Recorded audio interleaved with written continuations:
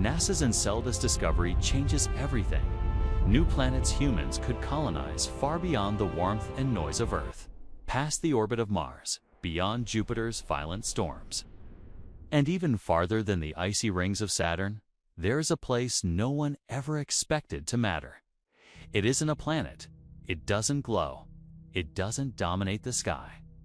For most of human history, it was just another frozen speck drifting through the darkness, barely worth a footnote in astronomy textbooks.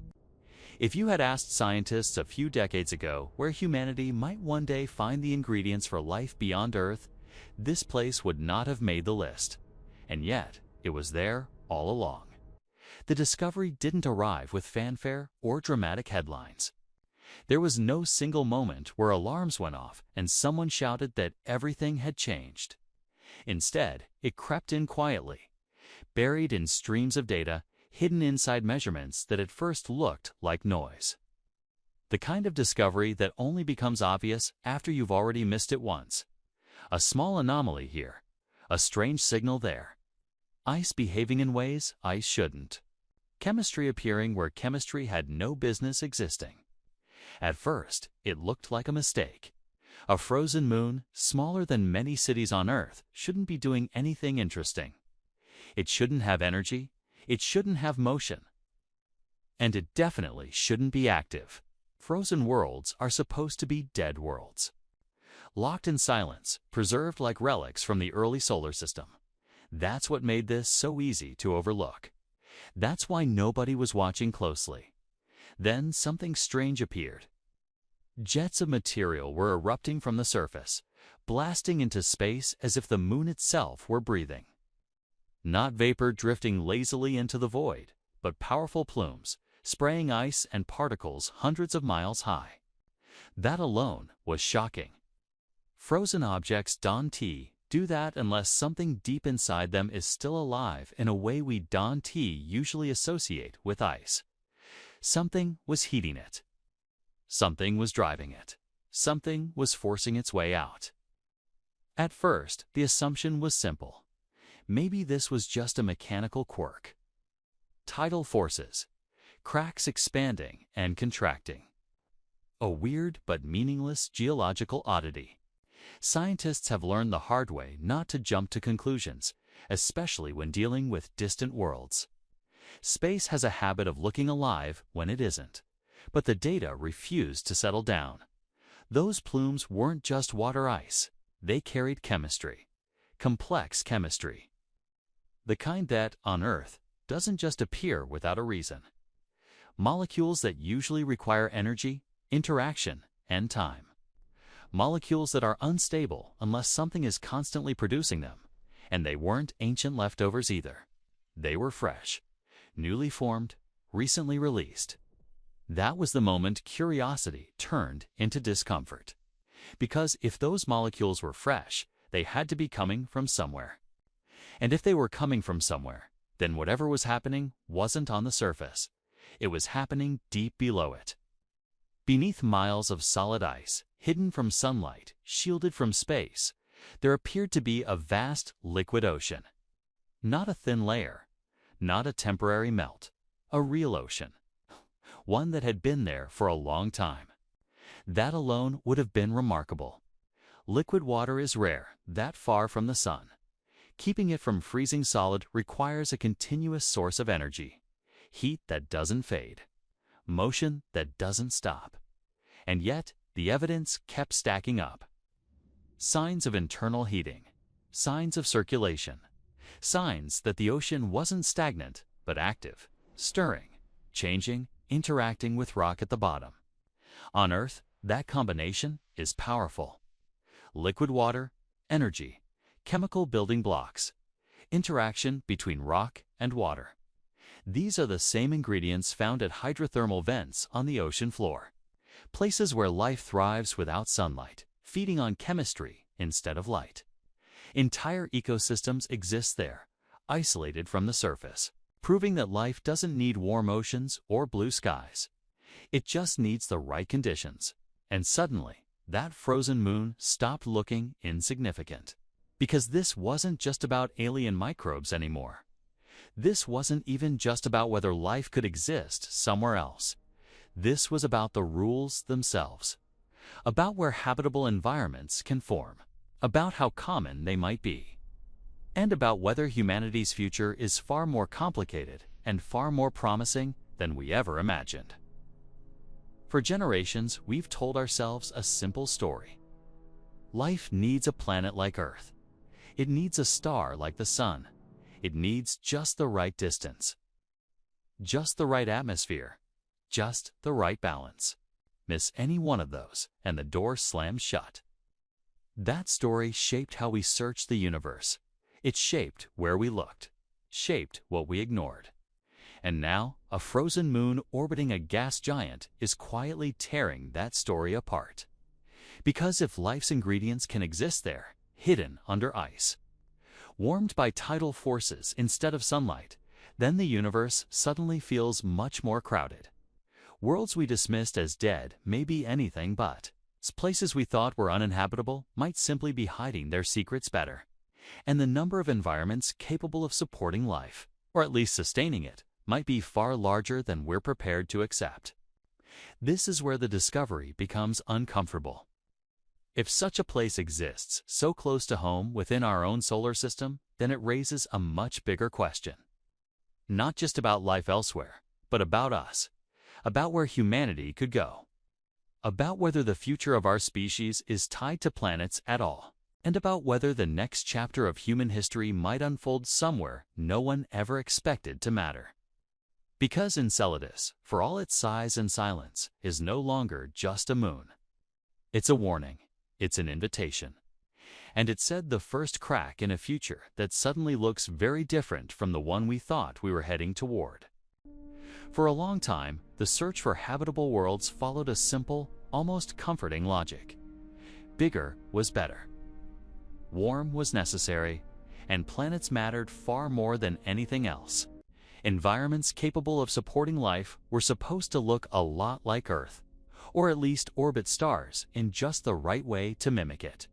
If a world was too small, too cold, or too far from sunlight, it was written off almost instantly. There was no malice in that assumption. It was based on everything we knew. It was based on ourselves. That's why Enceladus feels so wrong. On paper, it shouldn't even be part of the conversation. It's tiny by planetary standards, barely more than a frozen ball compared to the massive worlds that dominate our solar system. You could place it inside entire regions of Earth and still have room to spare. It doesn't hold a thick atmosphere. It doesn't bask in solar warmth. It doesn't orbit peacefully on its own. Instead, it circles a gas giant caught in a gravitational dance that should have crushed its potential long ago. The expectation was simple. And yet, beneath that fragile, fractured shell of ice, Enceladus is hiding something enormous. Small worlds cool quickly. Their internal heat leaks away into space, leaving them geologically dead. That's what happened to the Moon. That's what happened to countless asteroids and icy bodies scattered across the solar system. Once the heat is gone, motion stops. Chemistry slows. Water freezes solid, and the possibility of life quietly disappears. Enceladus didn't get that memo. Instead of freezing into silence, it stayed active. Not just slightly active, but shockingly so. Its surface is cracked and scarred, especially near the South Pole, where long fractures slice through the ice like open wounds. From these cracks, material erupts continuously, blasting into space with enough force to escape the Moon's weak gravity. That material doesn't drift aimlessly. It forms one of Saturn's rings, a constant reminder that something down there is still very much in motion. This alone breaks expectations. Ice worlds aren't supposed to vent themselves into space. They're supposed to sit still, unchanged for billions of years. Activity like this usually requires heat, and heat requires energy. The obvious question becomes impossible to ignore. Where is that energy coming from? The answer is as elegant as it is unsettling. Enceladus is small, but it's not isolated. As it orbits Saturn, it gets squeezed and stretched over and over again by gravity. This constant flexing generates heat deep inside the moon. Much like bending a paperclip repeatedly causes it to warm up before it snaps. Except Enceladus never snaps. The energy keeps flowing. The heat keeps building. And instead of dissipating harmlessly, it melts ice. That melting changes everything. Under miles of frozen crust lies a global ocean, not locked away in a static state, but actively interacting with the moon's interior. Water sloshes against rock. Heat rises from below. Chemical reactions take place where liquid meets mineral. This is the same fundamental interaction that drives some of the most resilient ecosystems on Earth, completely independent of sunlight. Here's where the scale mismatch becomes almost uncomfortable. We're used to associating oceans with vast, dominant worlds. Earth's oceans shape the climate, the atmosphere, the biosphere itself. Enceladus, by comparison, is insignificant in size. And yet, the ocean beneath its surface may contain more water than all of Earth's oceans combined. Hidden, pressurized, sealed beneath ice, and invisible to the naked eye. A tiny moon carrying an ocean that rivals a planet. That contrast alone forces a rethink of what matters in the universe. Size, it turns out, isn't the deciding factor. Energy is. Interaction is. Stability over time is. And Enceladus has all three. The ocean isn't temporary. It isn't a seasonal melt. Evidence suggests it has existed for millions, possibly billions, of years. Long enough for complex chemistry to develop. Long enough for patterns to emerge. Long enough for something interesting to happen. What truly unsettled scientists wasn't just the presence of water, but what was mixed into it. The plumes erupting from Enceladus carry more than frozen droplets. They carry salts, organic compounds, and chemical signatures that hint at reactions happening far below the ice. These aren't passive leftovers from the moon's formation. They're products of ongoing processes. Something down there is actively rearranging matter, producing complexity in a place that, by all rights, should be chemically boring. This is where expectation gives way to wow. For decades, habitability was tied to a narrow band around stars. The so-called habitable zone where liquid water could exist on a planet's surface. That framework made sense when Earth was our only example. But Enceladus doesn't care about surface temperatures or sunlight. Its ocean doesn't rely on a star. It relies on gravity, motion, and time. That realization quietly explodes the old map of the universe. If life-friendly environments can exist without sunlight, then habitable zones are no longer thin rings around stars. They become something much broader, much messier, and far more common. Moons, subsurface oceans, worlds once dismissed as frozen wastelands suddenly demand attention. The universe stops looking empty and starts looking crowded with hidden possibilities.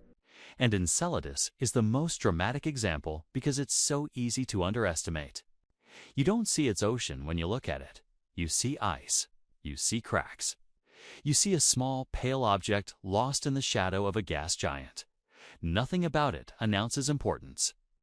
And yet, the implications buried beneath that surface are massive. They challenge our assumptions about life, about habitability, and about where humanity might one day look for a future beyond Earth. This isn't just a scientific curiosity. It's a philosophical problem. If a moon this small can host the essential ingredients for life, then the universe is far more inventive than we gave it credit for. It finds ways to build complexity in places we ignored. It hides oceans under ice. It powers chemistry without stars. Quietly breaks our rules while we're busy looking elsewhere. Enceladus forces us to confront an uncomfortable truth. Our criteria for importance have been shaped by our own experience, not by reality. We assumed the universe would resemble us. Instead, it seems perfectly happy doing the opposite. And that's what makes this discovery so powerful. A world no one expected to matter is now rewriting the definition of what a habitable environment can be. A frozen moon is quietly teaching us that life, or at least the conditions for it, doesn't care about our expectations. It only cares about whether the door is open. On Enceladus, that door isn't just open. It's actively pushing back against the ice, venting its secrets into space, daring us to notice. For years, the data coming from Enceladus lived in an uncomfortable gray zone. It wasn't meaningless, but it wasn't convincing either.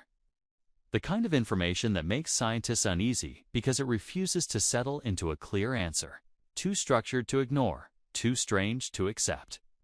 Every time researchers thought they understood what they were seeing, another measurement nudged the story in a slightly different direction. At first, it was easy to dismiss. Spacecraft instruments are sensitive. Cosmic radiation interferes. Sensors age, signals drift. Anyone who works with deep space data knows how often discoveries turn out to be calibration issues or statistical flukes. The responsible response is always skepticism, especially when the implications feel too big. And these implications felt enormous. The earliest flybys showed plumes. That alone raised eyebrows, but eyebrows aren't conclusions. Then came measurements of particle density, velocity, and composition. Still not enough.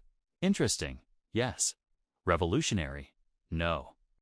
Scientists are trained to resist excitement until excitement becomes unavoidable.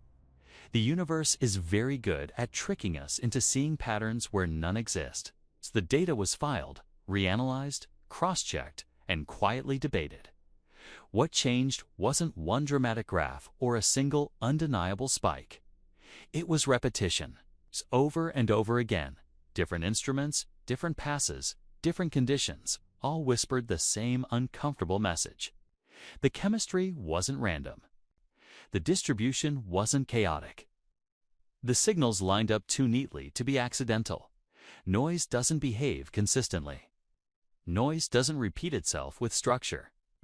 That's when the conversations shifted. Inside research teams, the tone became more cautious, not less. Excitement gives way to something heavier when people realize they might be standing on the edge of a genuine discovery. This is the moment when careers, reputations, and entire scientific fields can tilt in a new direction. It's also the moment when mistakes become unforgivable. No one wanted to be the person who cried life in the solar system and turned out to be wrong.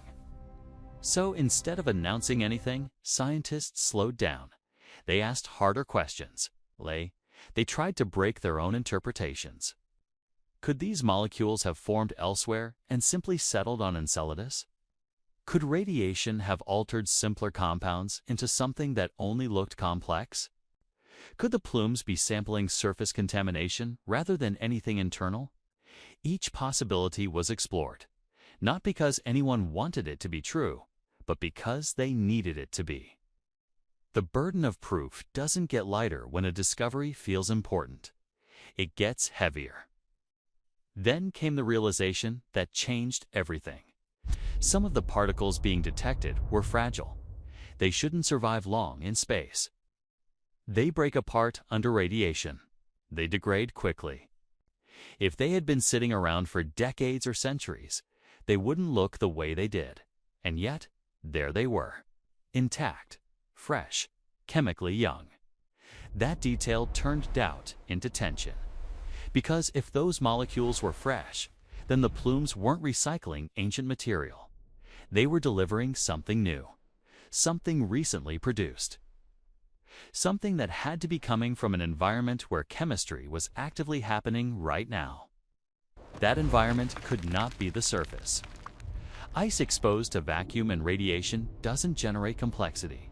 It destroys it, which meant the source had to be deeper, much deeper, beneath the ice, beneath the cracks, in a place no instrument had ever directly seen. At this point, hesitation turned into responsibility. Scientists don't get to choose what discoveries mean, but they do choose how carefully they describe them. Internally, discussions grew intense. Externally, silence remained. Papers were drafted, revised, torn apart, and rewritten. Every sentence was weighed. Every claim softened.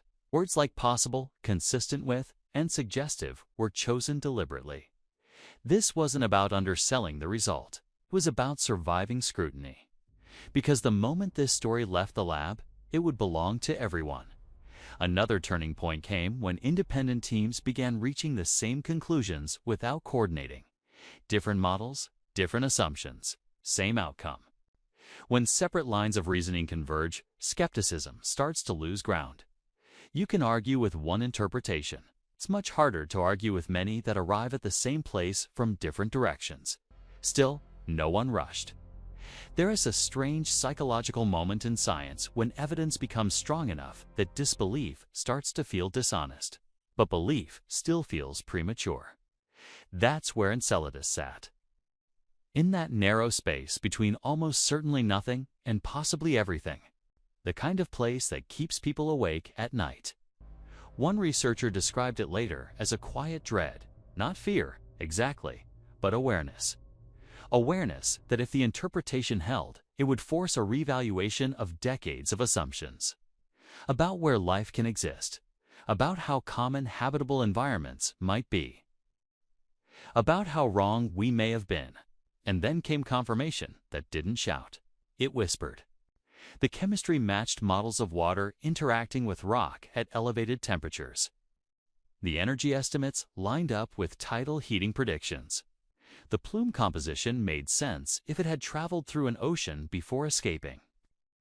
Piece by piece, the story stopped wobbling. It settled into coherence. That's when the data stopped looking like noise. It became a pattern. Patterns are dangerous things in science. They tempt narratives, may invite speculation, but they also demand explanation. And once a pattern appears, it's harder to pretend it isn't there than to explain it away. This is where authority matters, not as arrogance, but as caution earned over time. Senior scientists, the ones who had seen false positives before, began to admit something quietly. They couldn't find a simpler explanation anymore. Not a comfortable moment, not a celebratory one, a sobering one, because a simpler explanation would have meant moving on. The lack of one meant staying. Publicly, the language remained restrained. No declarations of life, no bold claims about alien ecosystems, just careful statements about habitability, chemistry, and potential. But behind the scenes, the weight was obvious. This wasn't just another interesting moon. This was a system that checked boxes no one expected to see, checked so far from the sun. The turning point wasn't a press release, it was consensus. When enough cautious people independently reach the same uncomfortable conclusion, something has shifted. Not certainty, but direction. The question was no longer, is this real? It became, what do we do with this? And that question is heavier than discovery itself. Because recognizing a pattern means accepting responsibility for what comes next.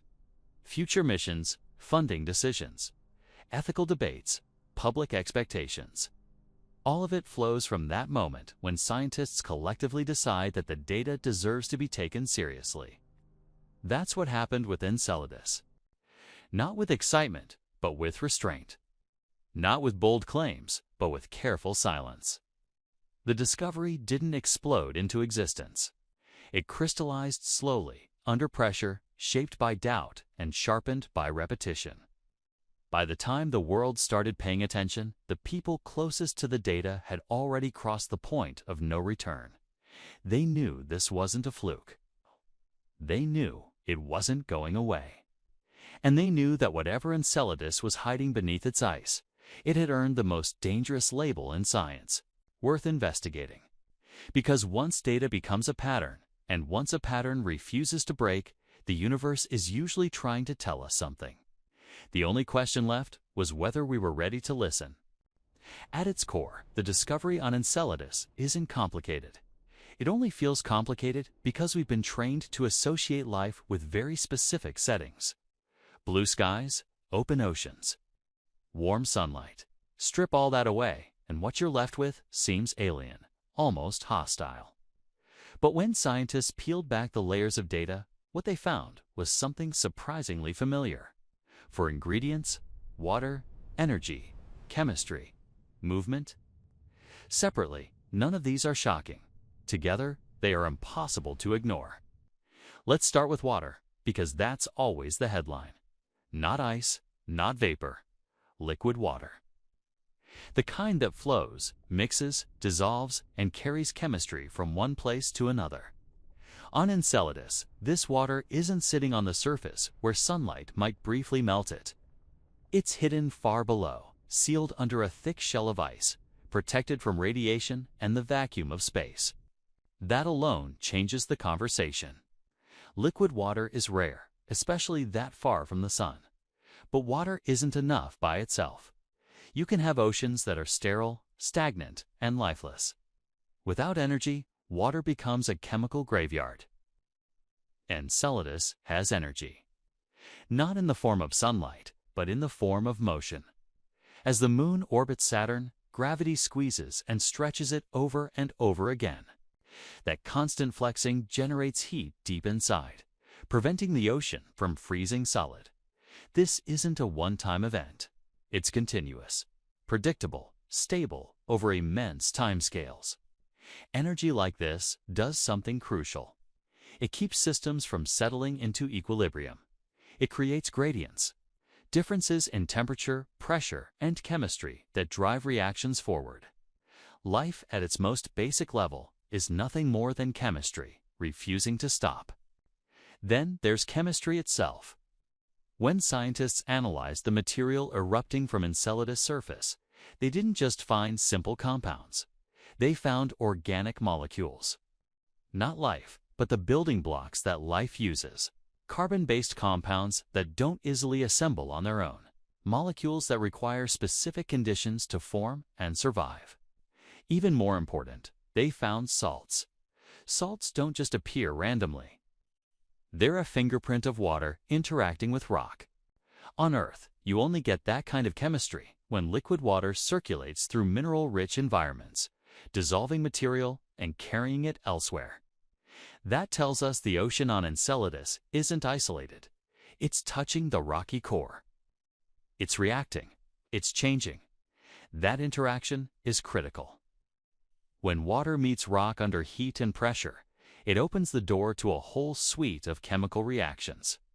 Some of the most ancient life on Earth may have begun in exactly these kinds of environments near hydrothermal vents on the ocean floor. No sunlight, no oxygen, just chemistry, energy, and time. Enceladus appears to have all three. And then there's movement, the most underestimated ingredient of all. The ocean beneath Enceladus ice isn't sitting still. If it were, chemistry would slowly grind to a halt. Instead, evidence suggests circulation. Water rising as it heats, sinking as it cools. Material being transported from the seafloor to the ice shell above. Eventually, some of that material escapes entirely, blasted into space through cracks in the ice. This is how we know what's down there. Those towering plumes are not surface frost flaking off into space. They're samples. Natural probes, delivering fresh material from the hidden ocean without the need to drill through miles of ice. That's what makes Enceladus uniquely valuable. It's not just habitable in theory, it's accessible. Accessibility matters more than most people realize. There are other worlds with subsurface oceans, but many of them lock their secrets away. Enceladus doesn't. It actively reveals itself. Every eruption is a data stream. Every plume is an invitation. Every particle carries information about conditions we cannot see directly. This combination is rare. Water without energy is useless. Energy without chemistry is sterile. Chemistry without movement stagnates. On Enceladus, all four are present at the same time, in the same place, for long periods. That's not common. It's not even guaranteed on planets, let alone on a moon smaller than many regions on Earth. This is why scientists talk about Enceladus as more than just interesting. It checks boxes that usually don't align. It exists outside the traditional habitable zone, doesn't rely on a star. It doesn't have an atmosphere to protect it. And yet, beneath its surface, conditions appear stable enough to support complex chemistry over geological timescales. That stability is what makes the discovery dangerous to ignore. Because once you accept that this combination exists on Enceladus, you're forced to accept something else. These ingredients aren't unique. Gravity exists everywhere. Covered moons are common. Tidal heating happens all over the solar system and beyond. If this recipe worked once, it could work many times. The universe doesn't need Earth-like planets to create life-friendly environments. It just needs places where water can stay liquid, energy can keep flowing, and chemistry has time to experiment. Enceladus shows that those places can hide in plain sight. Wrapped in ice, far from warmth, and quietly active for billions of years. There's also a subtler implication. If these conditions are sufficient for life to exist, they may also be sufficient for humans to exploit, adapt to, or eventually inhabit in some form. Not by walking on the surface, but by interacting with the ocean, the chemistry, and the energy beneath. Enceladus isn't a destination in the traditional sense, but it could be a resource, a laboratory, a stepping stone. That idea makes people uncomfortable, and for good reason. Because once you understand how complete this system is, pretending it's irrelevant becomes irresponsible. It reshapes how missions are planned. It reshapes how funding is prioritized. It reshapes what questions scientists feel obligated to ask next. Ignoring Enceladus doesn't preserve caution. It delays understanding. And the longer we delay, the more likely we are to miss something fundamental about how life arises and where it can persist. This discovery doesn't tell us that life exists there. It tells us something more unsettling. It tells us that the universe has many ways to build the conditions for life, and we've only been paying attention to one of them. Water, energy, chemistry, movement. On Earth, we take that combination for granted. On Enceladus, it feels like a quiet rebellion against our expectations. A reminder that nature doesn't care about our definitions or comfort zones. It only follows physics, chemistry, and time. And when those align, something interesting almost always happens. That's why this discovery matters. Not because it proves anything conclusively, but because it completes a picture we weren't prepared to see. A complete system operating far from Earth, long before we noticed it. Once you see that picture clearly, it becomes very hard to look away, and even harder to pretend it doesn't change everything. Once the initial excitement settles, a more uncomfortable question always follows. Not the hopeful one, not the one about discovery or destiny, the harder one. If all the right ingredients are present, if the environment seems stable, energetic, and chemically rich, then why might life still fail to appear? This is the point where the story stops being comforting. Because up until now, Enceladus has felt like a checklist being completed. Liquid water. Check. Energy? Check. Chemistry? Check. Time? Check. It's tempting to see that combination and assume inevitability. To believe that life is what naturally happens when conditions are right, as if the universe is eager to fill every available niche. But science has learned to be suspicious of inevitability. On Earth, life appeared early, quickly, almost impatiently. That fact quietly biases everything we think about biology elsewhere. We look at our own history and subconsciously assume that once the door is open, life rushes in. But Earth is a single example, a data point of one. And one of the most dangerous habits in science is mistaking familiarity for universality. This is where Enceladus becomes more unsettling than inspiring, because if all the right conditions are present and yet life does not exist there, then something important is missing from our understanding. Not a molecule, not a reaction, something deeper. Something about probability, timing, or fragility that we haven't fully grasped. Life may not be common just because it's possible. That realization forces a shift in perspective. Instead of asking, "Can life exist here?" scientists have to ask, what could prevent it? What subtle barriers might exist that our models don't account for? What rare steps might be required that don't always occur, even in environments that look perfect on paper? One possibility is time. Yes, Enceladus has likely had a subsurface ocean for millions or even billions of years. But chemistry doesn't operate on a fixed schedule. Some processes take absurdly long periods to stumble into complexity. Life may not be a guaranteed outcome of chemistry plus energy. It may be a statistical fluke that only happens under very specific circumstances, even when the environment is otherwise favorable.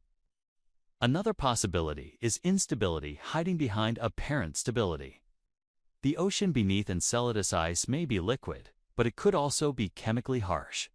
Extreme pH levels, salinity too high or too low, energy gradients that fluctuate too violently, conditions that allow molecules to form but prevent them from organizing into self-sustaining systems. From the outside, everything looks right. On the inside, it could be chaos. This is the uncomfortable space scientists inhabit. Because the absence of life would not be a failure of exploration, it would be a failure of assumption. It would mean that our definition of habitable is incomplete, that we've been mistaking necessary conditions for sufficient ones, and that has consequences.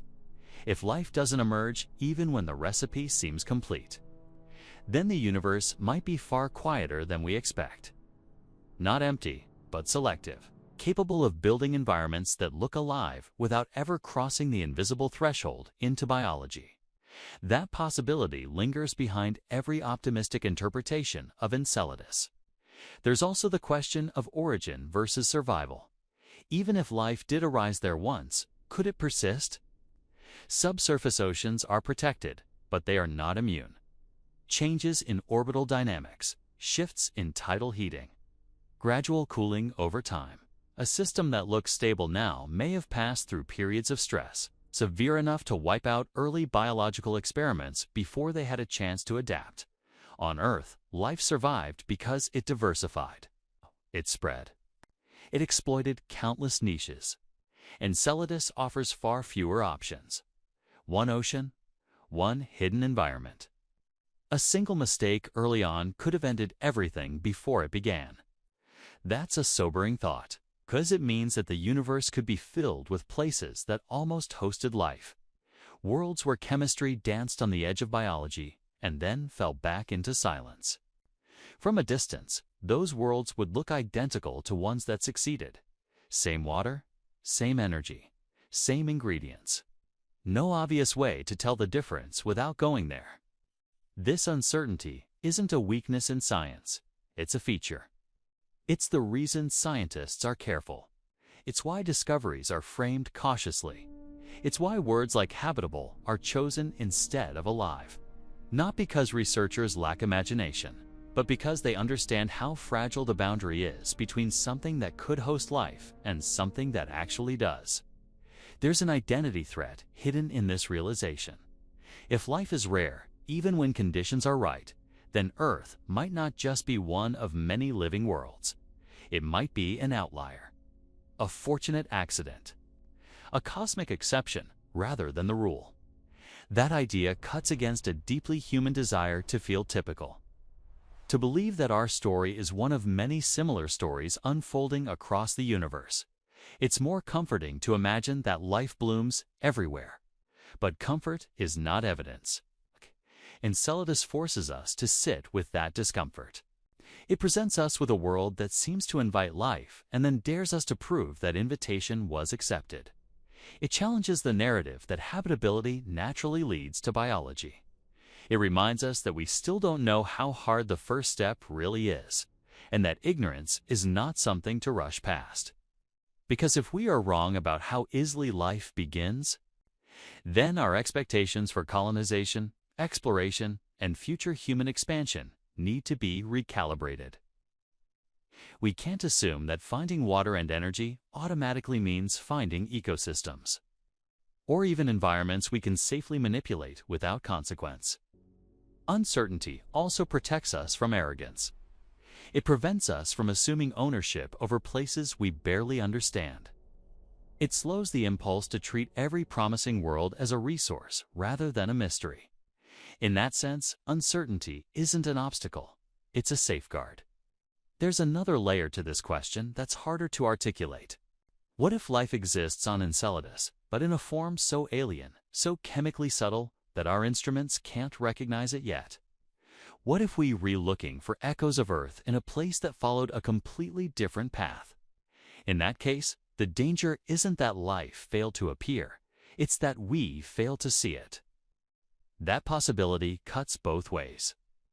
It deepens hope and doubt at the same time. Because it means silence doesn't necessarily mean absence. It could mean unfamiliarity. And unfamiliarity is one of the most dangerous blind spots in exploration. We tend to miss what doesn't fit our expectations. This brings us back to the core tension. Enceladus looks like a place where life should exist. But should is not a scientific term. Nature doesn't owe us confirmation. It doesn't operate on narrative satisfaction. It simply does what physics and chemistry allow, whether or not that aligns with our hopes. And that's why this question matters more than the optimistic one. Asking why life might not exist, even under perfect conditions, forces us to confront the limits of our knowledge. It keeps the mystery alive instead of prematurely closing it with assumptions. It acknowledges that discovery isn't just about finding answers. It's about learning which questions were wrong to begin with. In a strange way, this uncertainty makes Enceladus more valuable, not less. A world that clearly hosts life would be extraordinary. But a world that seems perfect and yet remains ambiguous might teach us even more. It could reveal the hidden variables we've been ignoring, the missing pieces in the puzzle of existence. So the story shifts here, not away from hope, but away from certainty. Not toward despair, but toward humility. Enceladus doesn't give us a simple answer. It gives us a challenge, one that forces us to rethink what life really needs, how rare it might be, and how careful we must be when we think we've found a place that checks all the boxes. The universe, it seems, is willing to build the stage. Whether life steps onto it is another question entirely. And that question remains open, hovering beneath the ice, unresolved, daring us to keep looking without pretending we already know the ending. For most of modern history, the idea of a habitable world has been painfully narrow. We imagined planets that looked like Earth because Earth is the only example we had. Rocky surface, open sky, liquid water sitting comfortably on top, a breathable atmosphere, gravity that doesn't crush or fling you away. If a world didn't check most of those boxes, it was quietly removed from serious discussion. Interesting to look at? Maybe. But not a place where life could thrive, and certainly not a place humans could ever belong. That framework felt reasonable. It was intuitive, and it was wrong. Enceladus forces a confrontation with a much deeper truth. Habitability is not a surface property. It's a systems property. What matters is not what a world looks like from the outside, but what processes are operating inside it. How stable they are and how long they've been running. This realization is a paradigm shift, not a refinement. For decades, planets were treated as the primary real estate of the universe. Moons were accessories, supporting characters. Geologically interesting, maybe, but biologically irrelevant. The assumption was that moons were too small, too cold, too dependent on their parent planets to sustain anything meaningful. Enceladus demolishes that assumption with quiet efficiency, because what it reveals is a new category of worlds entirely. Not Earth-like planets, not dead rocks, but active subsurface worlds. These are places where the surface is hostile or irrelevant, but the interior is alive with motion. Oceans hidden under ice. Heat generated not by stars, but by gravity. Chemistry unfolding in darkness, protected from radiation and cosmic chaos. Worlds that don't need to resemble Earth to function in ways that matter. This is where belief disruption becomes unavoidable. The traditional habitable zone, The narrow ring around a star where liquid water can exist on a planet's surface suddenly looks like an oversimplification. Useful, but incomplete. It ignores a vast population of worlds that don't care about sunlight at all. Worlds where heat comes from tidal forces, radioactive decay, or internal friction. Worlds that remain active even when stars are distant or dim. In other words, worlds that outnumber Earth-like planets by orders of magnitude. This doesn't just change where scientists look for life. It changes how humanity might think about survival beyond Earth. Because if life doesn't require a blue sky and an open ocean, then neither might we. At least not in the ways we've been imagining. This is uncomfortable. We like the idea of stepping onto another Earth, walking under an alien sky, planting flags on solid ground. The romance of colonization has always been planetary. But subsurface worlds demand a different mindset. There is no horizon, no sky, no surface to claim. Life happens below, inside, hidden. That doesn't make these worlds less valuable. It makes them more honest. A place like Enceladus isn't pretending to be Earth. It's offering something else entirely. A stable, protected environment insulated from the dangers that plague surface colonies. No meteor impacts. No solar flares stripping atmospheres away. No catastrophic climate swings driven by surface conditions. The ice shell becomes a shield, not a barrier. This flips the script on what livable means. Instead of terraforming planets to resemble Earth, future humans might adapt themselves to environments that already work, just differently. Habitats built beneath ice, controlled access to subsurface oceans, energy drawn from tidal heating instead of sunlight. Life sustained not by recreating Earth, but by integrating with alien systems. That idea sounds radical, but it's also pragmatic. Earth-like planets are rare. Perfect Earth-like planets even more so. Waiting for them, betting humanity's future on their existence, may be the most optimistic gamble of all. Subsurface ocean worlds, by contrast, appear everywhere. Moons around gas giants. Frozen bodies in distant systems. Objects once dismissed as inert now look like stable refuges waiting to be understood. This is where authority contrast becomes important. The old model was built when our data was limited. Telescopes were crude. Missions were rare. Earth was the reference point for everything. That made sense at the time. But clinging to that model now, in the face of evidence like Enceladus, becomes a liability. Progress in science often comes not from adding details, but from discarding assumptions that no longer serve us. And one of those assumptions is that habitability must look familiar.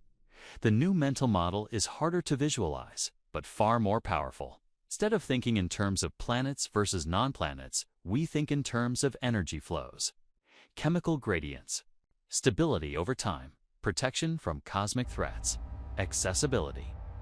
A world docentee need to be pleasant on the surface if the interior offers everything needed to sustain complex systems.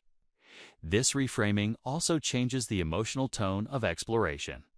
Instead of chasing perfect replicas of Earth, we begin to accept that the universe offers diversity, not duplication. That survival may require adaptation rather than transplantation. That humanity's future might involve learning to live in places that challenge our instincts rather than reward them. Enceladus represents this shift more clearly than any other world we know. It's not big, it's not warm, it's not inviting at first glance, but it is active. It is stable, it is chemically rich. And it is protected in ways Earth itself is not. These qualities make it a prototype, not an anomaly. A proof of concept that habitable environments can exist in forms we weren't looking for. There's also a subtle psychological upgrade happening here. When we stop defining habitability by resemblance to ourselves, we stop centering humanity as the template the universe must follow. We begin to see ourselves as one outcome among many possible ones. Not special because of where we live, but because of how we adapt. That shift is humbling, but it's also empowering. Because it means the universe is not waiting to accommodate us, it's waiting to be understood.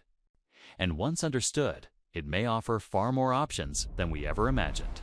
Not paradise worlds ready for settlement, but systems we can integrate with thoughtfully, carefully, respectfully. Worlds that don't need to be transformed, only interacted with. This doesn't mean Enceladus is a future city site or a second Earth. That kind of thinking misses the point. What Enceladus offers is not a destination, but a category. A new way of thinking about where life can exist and where humans might one day operate beyond Earth. A category that includes hidden oceans, protected environments, and energy sources independent of stars. A category we were blind to because it didn't look like home. Once that blind spot disappears, the universe feels very different. Less empty, less hostile, less constrained by the narrow band of worlds that resemble us, and far more open to futures we haven't yet learned how to imagine. This is the real shift Enceladus demands. Not a change in ambition, but a change in mindset. Because if humanity is going to survive long-term, it won't be by finding perfect copies of Earth scattered across the stars. It will be by recognizing that life, including our own, can exist in many forms, in many places, as long as we're willing to update the mental models that once kept us safe. Enceladus doesn't ask us to dream smaller, it asks us to think differently. Once Enceladus shattered the old assumptions, it became impossible to look at the rest of the solar system the same way again. Worlds that had been quietly filed under interesting but irrelevant suddenly demanded a second look. Not because they had changed, but because we had. The discovery didn't add new objects to the map. It changed the legend. Patterns started to emerge. If a small icy moon orbiting a gas giant could sustain a hidden ocean, then Enceladus wasn't an exception. It was a representative. A single data point hinting at a much larger population of worlds operating under similar rules.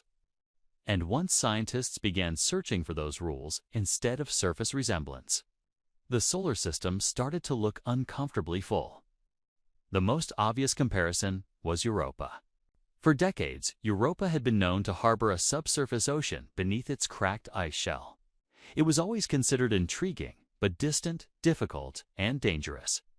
Radiation from Jupiter bombards its surface relentlessly, making long-term operations challenging. For a long time, that danger overshadowed its potential. But Enceladus reframed the question. If Europa's ocean behaves anything like Enceladus, then radiation at the surface may be irrelevant. What matters is what's protected beneath. Suddenly, Europa wasn't just a curiosity, it was a sibling. Then there's Ganymede and Callisto, both massive moons with strong evidence of deep oceans layered beneath ice.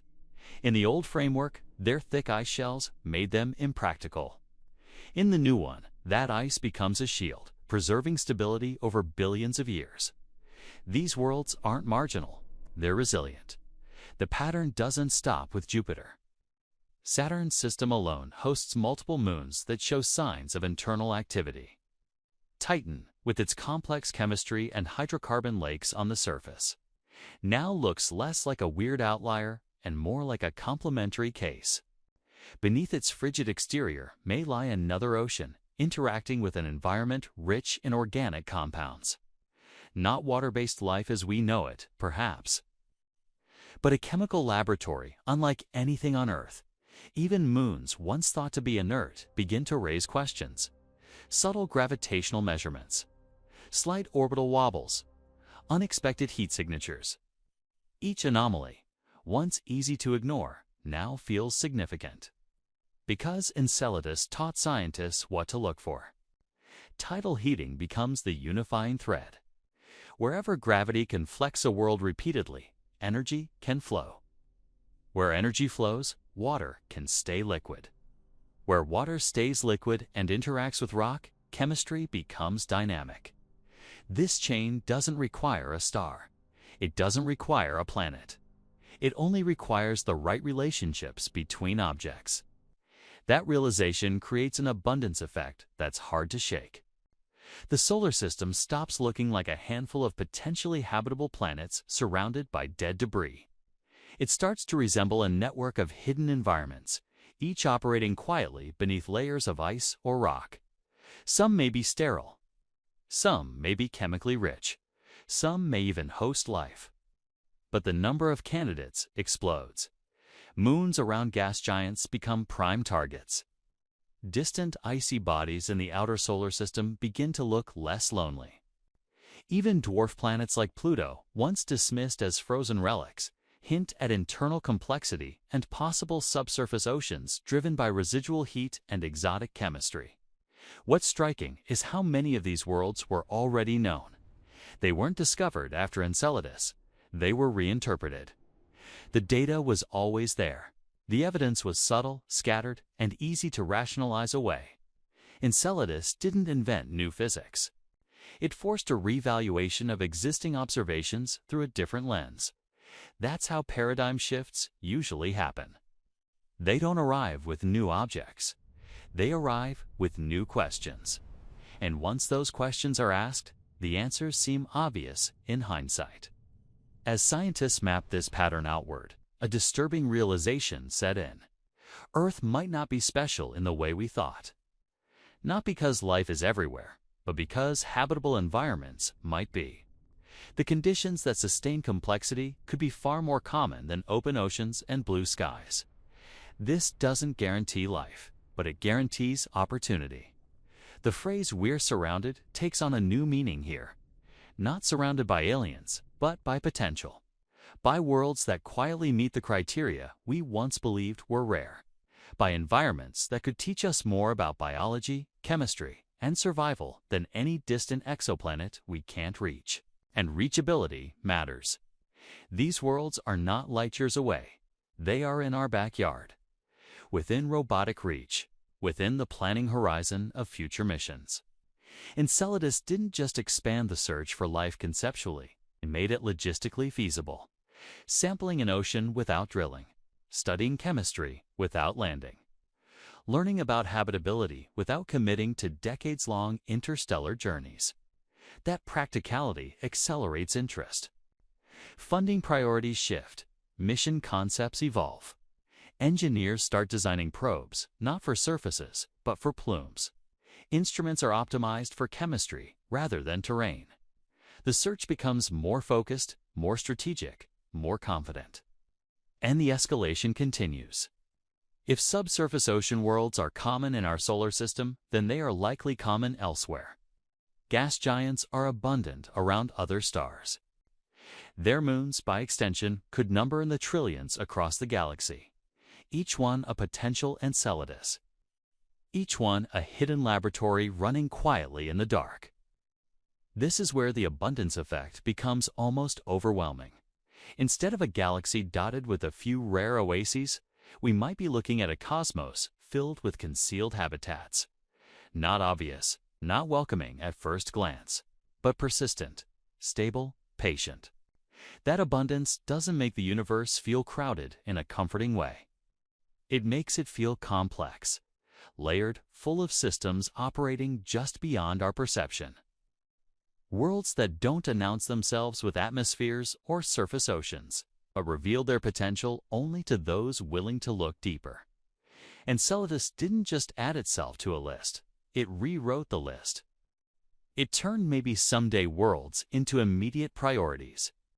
It forced scientists to admit that they may have been overlooking the most promising environments because they didn't fit a familiar narrative. And once that admission is made, it's impossible to unsee. The solar system becomes less about isolated highlights and more about interconnected possibilities. A collection of worlds shaped by gravity, time, and chemistry. Each offering a variation on a theme we're only beginning to understand. This is the escalation Enceladus triggers. From one moon to many. From rarity to abundance. From distant hope to nearby opportunity. And the most unsettling part is this. We didn't suddenly discover these worlds. We finally learned how to recognize them. Which means the universe may have been offering us options all along. We just didn't know how to see them yet. Once the excitement of abundance settles, reality steps in with a harder filter. Not every intriguing world matters equally. Habitability in theory is one thing. Reachability is another. Distance, energy costs, mission duration, and technological limits all narrow the field fast. When you apply those constraints, the vast landscape of possible worlds collapses into a much shorter, far more consequential list. This is where Enceladus gains even more weight. It isn't just promising, it's close. In cosmic terms, Enceladus sits practically next door. It orbits within our own solar system, reachable without speculative propulsion systems or century-long missions. We've already been there. We've flown through its plumes. We've sampled its material accidentally, without landing, drilling, or risking complex surface operations. That alone puts it in a category few other worlds can claim. Reachability changes psychology. A place light years away can inspire wonder, but it doesn't demand action. A place that exists within reach of existing or near-future technology does. It shifts the conversation from someday to should we, and from imagine if to what would it take. When scientists narrow the list using that lens, a handful of worlds rise to the top again and again. Europa is one of them. Despite its intense radiation environment, it remains one of the most accessible subsurface ocean worlds. Robotic missions are already planned. Its ocean is deep, global, and likely in contact with rock. The surface may be hostile, but the interior is protected. With the right shielding and short surface exposure times, exploration is not just plausible, but expected within decades. Titan enters the list for a different reason. It's farther from the sun, colder, and stranger than anything humans have ever explored up close. But it offers something rare, a thick atmosphere. That atmosphere makes landing easier, flight possible, and long-term surface operations feasible. Titan's chemistry is rich, complex, and active. Beneath its surface, another ocean may exist, while above it, organic processes unfold at planetary scale. It's not Earth-like, but it's workable. Then there's Mars, still relevant, but now reframed. Mars remains the most reachable planetary surface for humans. But Enceladus forces a humbling comparison. Mars may once have been habitable, but Enceladus appears habitable now. That distinction matters. Mars is a destination for history.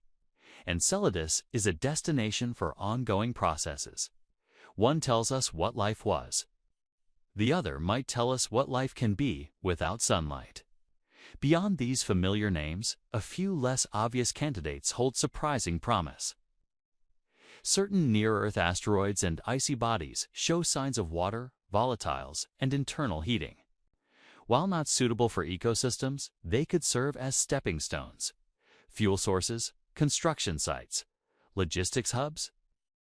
In a future where space travel becomes more routine, accessibility matters as much as biology. This is where practical realism grounds the conversation. Human expansion beyond Earth will not begin with perfect environments. It will begin with places that are close enough, stable enough, and forgiving enough to interact with safely. Subsurface worlds fit that profile better than fragile Earth-like planets exposed to radiation, atmospheric loss, and surface instability. There's also a hidden advantage to these worlds. They don't require terraforming. Terraforming is seductive, but it's also wildly unrealistic on human timescales. Changing a planet's atmosphere, temperature, and magnetic field would take centuries, if not longer. Subsurface worlds already offer stable conditions. The challenge is access, not transformation. Build habitats within protective ice. Tap into existing energy gradients. Use local water and chemistry instead of importing everything from Earth. That makes the problem smaller, not bigger. When you frame it that way, Enceladus stops being a distant curiosity and starts looking like a test case. Not for colonization in the traditional sense, but for interaction. Research stations, autonomous systems, long-term robotic presence. Eventually, perhaps human-tended facilities operating beneath ice rather than under open skies. Hope becomes grounded here. Not in fantasies of cities on alien planes, but in achievable steps. Flybys become orbiters. Orbiters become landers. Landers become long-duration platforms. Each step builds on existing technology instead of waiting for breakthroughs that may never arrive. This is how real progress happens. The list keeps shrinking, but what remains grows more serious. Worlds that once felt abstract now sit within planning documents and engineering discussions. Their timelines move from speculative to tentative, from one day to within a few decades. That shift matters psychologically. A reachable world invites responsibility. It forces ethical questions earlier. It demands restraint as much as ambition. You can't treat a place casually once you know you can actually get there. The closer it is, the heavier the decision feels. And Enceladus is close enough to matter.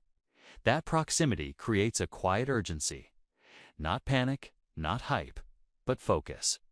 If humanity wants to learn whether life can exist without sunlight, Enceladus is one of the best places to look.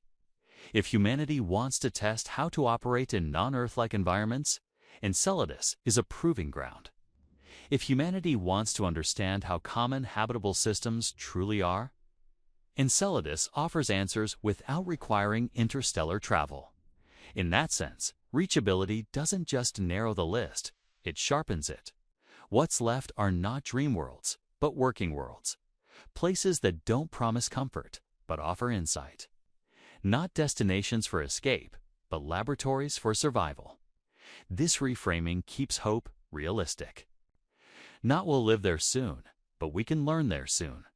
And learning is always the first step toward adaptation. The future doesn't begin with colonization. It begins with understanding what kinds of places can support long-term presence at all.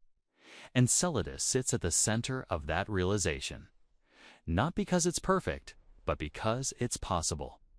Close enough to reach, stable enough to study, strange enough to teach us something fundamental about how life, and perhaps humanity, might persist beyond Earth. When the list is narrowed honestly, stripped of fantasy, and filtered through feasibility, a simple truth emerges. We don't need to wait for the stars.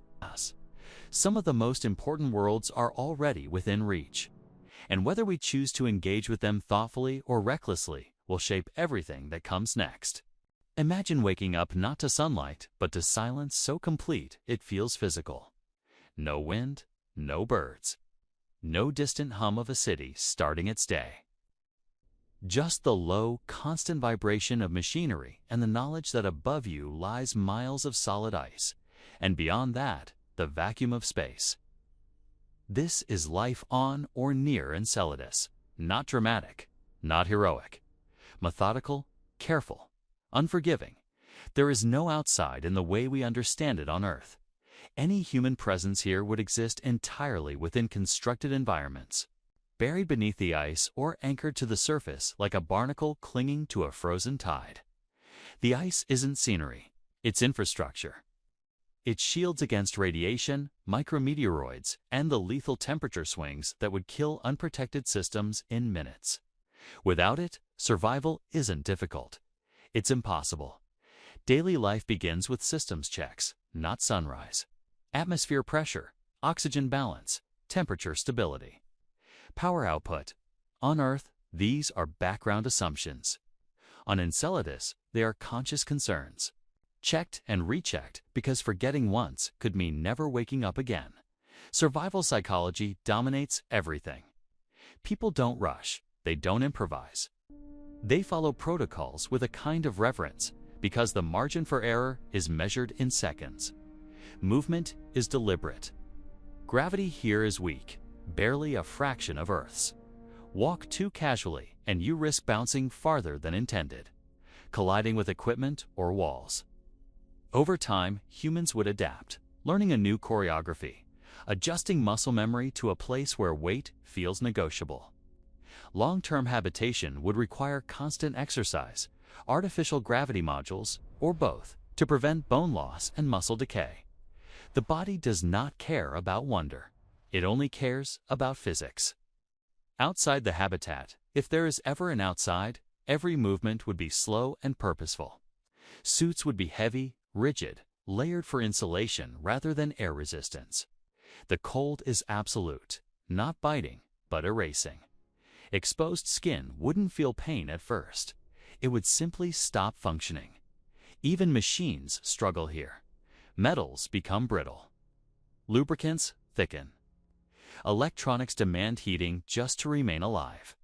And yet, beneath all that ice, something astonishing exists. Accessing the subsurface ocean wouldn't involve dramatic drilling operations like in movies. It would be incremental. Melt probes descending slowly, carving shafts through ice over months or years. The descent itself would be an event monitored continuously. Temperature changes, pressure shifts, chemical readings. Every meter down is data, and every anomaly is treated as both opportunity and threat. When contact with liquid water is finally made, there is no celebration. There is caution. That water is not a playground. 'Tis an unknown ecosystem, even if it contains no life. It is chemically active, potentially corrosive, possibly unstable. Any interaction would be mediated through sealed systems, robotic interfaces, and layers of containment designed to protect both humans and whatever might exist down there. The goal isn't exploration for thrill. It's coexistence without contamination. Daily work would feel more like deep-sea research than space travel. Hours spent monitoring instruments, sampling fluids, running analyses, adjusting equipment. The excitement comes in subtle shifts, a new chemical signature, a change in plume behavior, a pattern emerging slowly from data. There are no sweeping vistas. The drama is internal, intellectual, and constant. Contrast that with Earth, and the psychological weight becomes clear. On Earth, life is buffered. Mistakes are forgiven. Systems fail, and backup systems often catch them. On Enceladus, redundancy is survival. Every critical system has backups, and those backups have backups. Power might come from nuclear sources, from tidal energy harvested through mechanical systems embedded in the ice, or from a combination of both. Energy is precious, not because it's scarce, but because it's irreplaceable. Isolation shapes everything. Communication delays with Earth mean autonomy is mandatory. Decisions can't wait for approval. People here would be trained not just as specialists, but as generalists, capable of diagnosing problems across engineering, medicine, and science. The crew would be small, carefully selected for psychological resilience as much as technical skill. Conflict resolution wouldn't be optional. It would be as critical as oxygen recycling. Time feels different in a place like this. Without a day-night cycle, circadian rhythms become artificial. Light schedules are programmed. Work and rest are structured deliberately to prevent mental drift. The mind, deprived of natural cues, can unravel quietly. Depression doesn't announce itself with drama. It seeps in through monotony, through the sameness of every corridor, every sound, every task repeating without variation. Survival psychology here is about managing boredom as much as fear. Fear is obvious. The ice, the distance, the knowledge that rescue is not coming quickly, if at all. Boredom is subtler and more dangerous. It erodes focus. It invites mistakes. Crews would rely on ritual, routine, and purpose to anchor themselves. Research isn't just a job. It's the reason to endure the environment. Food would be practical, not indulgent. Highly controlled, nutrient-dense, grown partially on site through hydroponics or algae systems. Freshness would be relative. Variety would be a luxury. Eating becomes fuel intake, but morale demands occasional reminders of Earth, familiar flavors. Small comforts. Psychological survival requires touchstones, even in places that reject nostalgia. And yet, there is something profoundly stabilizing about Enceladus. Unlike Mars, there are no dust storms, no seasonal chaos. No thin atmosphere threatening to escape into space. The environment is harsh, but consistent. Once systems are established, conditions don't fluctuate wildly. The ice doesn't change its mind. The ocean doesn't evaporate. Stability is the reward for adaptation. That stability could make long-term presence possible in ways surface worlds struggle with. Habitats embedded in ice are naturally insulated. Radiation exposure is minimal. Temperature control is easier once inside. Over time, the environment stops feeling hostile and starts feeling predictable. Dangerous, yes, but honest. It does exactly what physics says it will do. Life here would never feel natural, but it could feel manageable.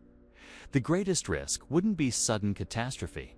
It would be complacency, forgetting that every breath is engineered, that every wall stands between life and vacuum. The psychological discipline required to live in such a place is immense. Not everyone could do it. Not everyone should. And that's the point. Enceladus isn't a place for mass migration. It's a place for presence. For learning how humans function when stripped of Earth's generosity. How we adapt when the environment offers no forgiveness. How we behave when survival depends entirely on cooperation, foresight, and respect for systems larger than ourselves. Daily life here would be quiet, intense, and purposeful. No heroics. No sweeping gestures. Just the slow accumulation of understanding. A rhythm built around maintenance, observation, and restraint. Success wouldn't be measured in expansion, but in longevity. In how long systems can operate without failure. In how well people can live without shortcuts. Contrast that with Earth, where abundance hides in efficiency and mistakes dissolve into background noise. On Enceladus, nothing dissolves. Every action matters. Every decision echoes. Every adaptation teaches us something not just about survival there, but about survival anywhere beyond Earth. This isn't a rehearsal for colonization. It's a lesson in humility. Because if humans can live here, carefully, deliberately, without trying to reshape the world around them, then it suggests something powerful. That our future in space may not depend on conquering environments, but on understanding them deeply enough to coexist. Life on Enceladus would be difficult. It would be constrained. It would be relentless in its demands, and that is precisely why it matters. Because a place that offers no illusion of comfort forces clarity. It strips survival down to its essentials and asks a simple, unforgiving question. Can you live here without pretending it's Earth? The answer to that question won't just define Enceladus. It will define how humanity approaches every world that comes after. This is the point where optimism has to slow down. Not because it's wrong, but because unchecked optimism is dangerous in environments that don't forgive mistakes. Enceladus may be promising, but promise does not cancel physics, biology, or psychology. And when those realities are laid out honestly, the path forward looks far more brutal than inspiring headlines suggest. Radiation is the first reminder that space does not care about potential. Even though Enceladus benefits from some natural shielding, space radiation is never absent.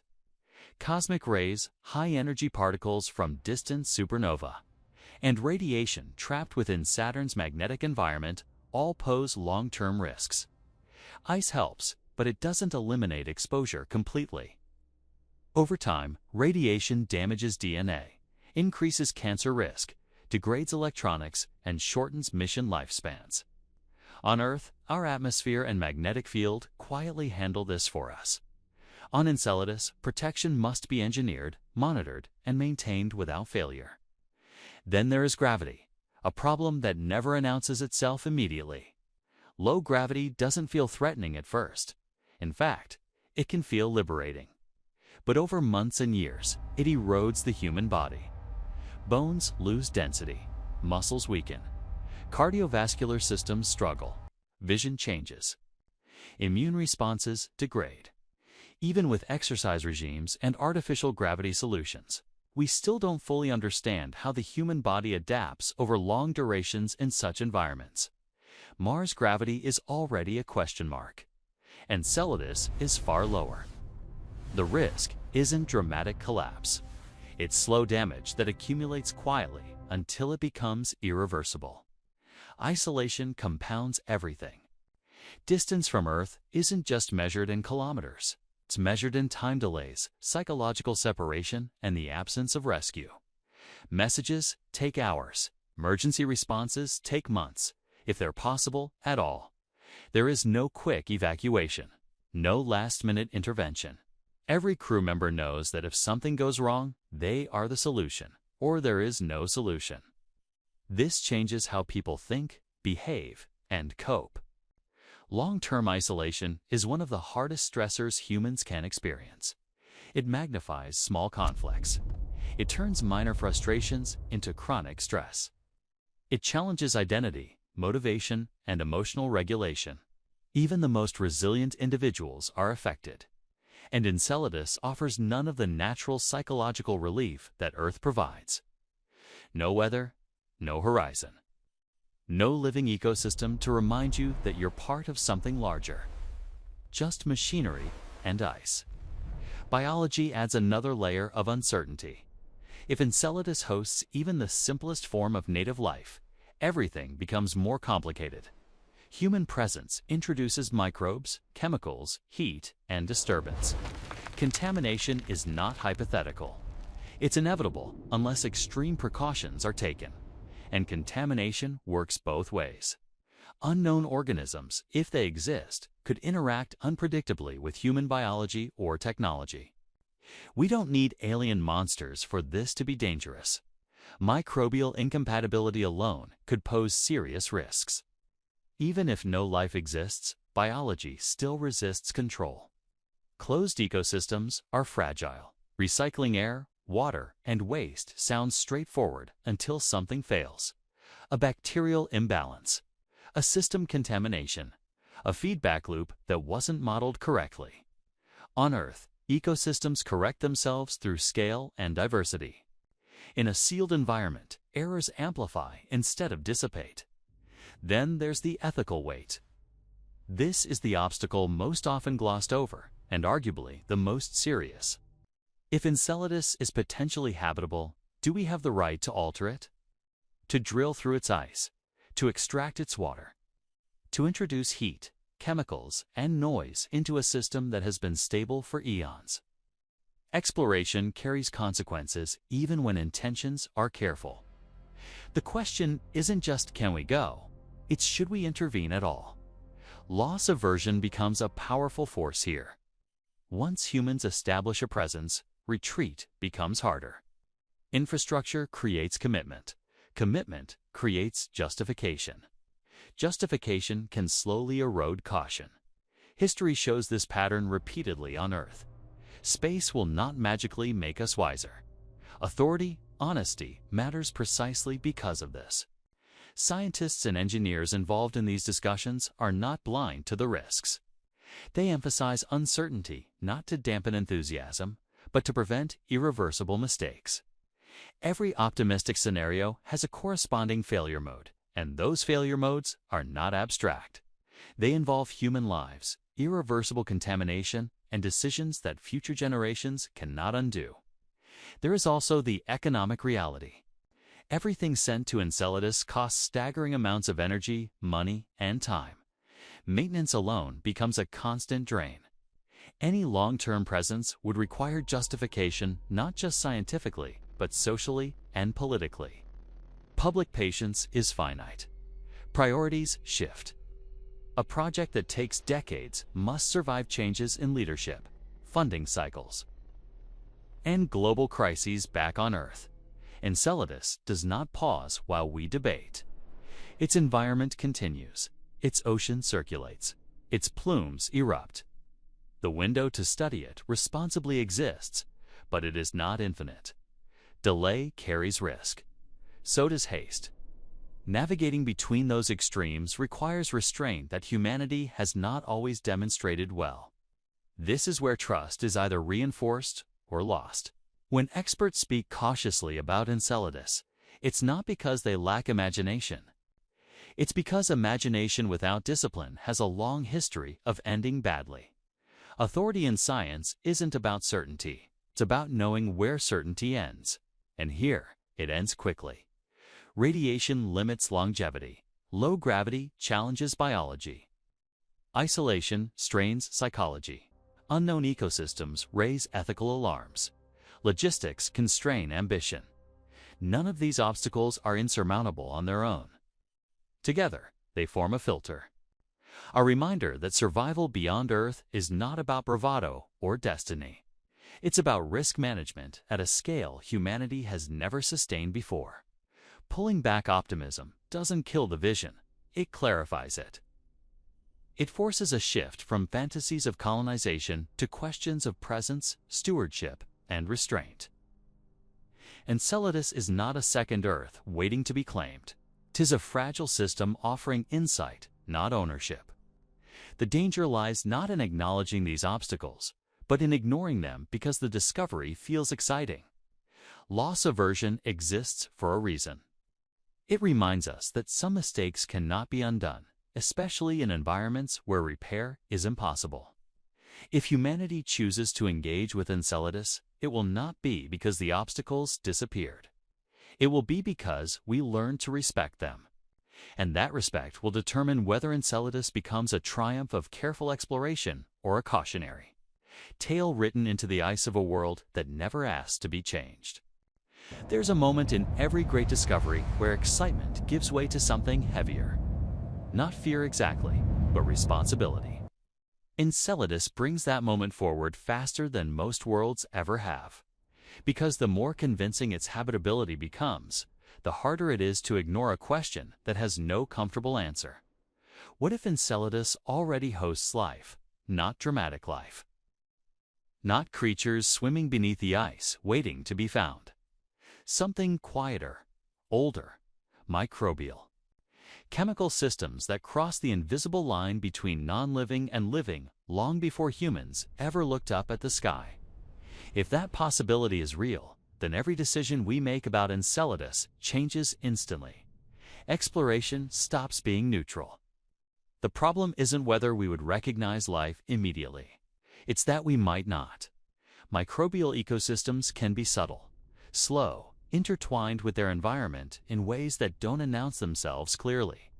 They don't wave flags or leave fossils in convenient places. They leave chemistry, patterns, absences that only make sense in hindsight. And that's where the moral tension begins. Human presence is not passive. We shed microbes constantly. We release heat. We alter chemistry simply by being there. Even the cleanest spacecraft carry Earth's biological fingerprint. Absolute sterility is a myth. We reduce contamination. We don't eliminate it. If Enceladus hosts even the simplest native life, then contact is not a question of if, but when. That realization creates cognitive dissonance. On one hand, Enceladus is valuable precisely because it might host life. On the other, the very act of confirming that life risks destroying it, altering it, or rendering it unrecognizable.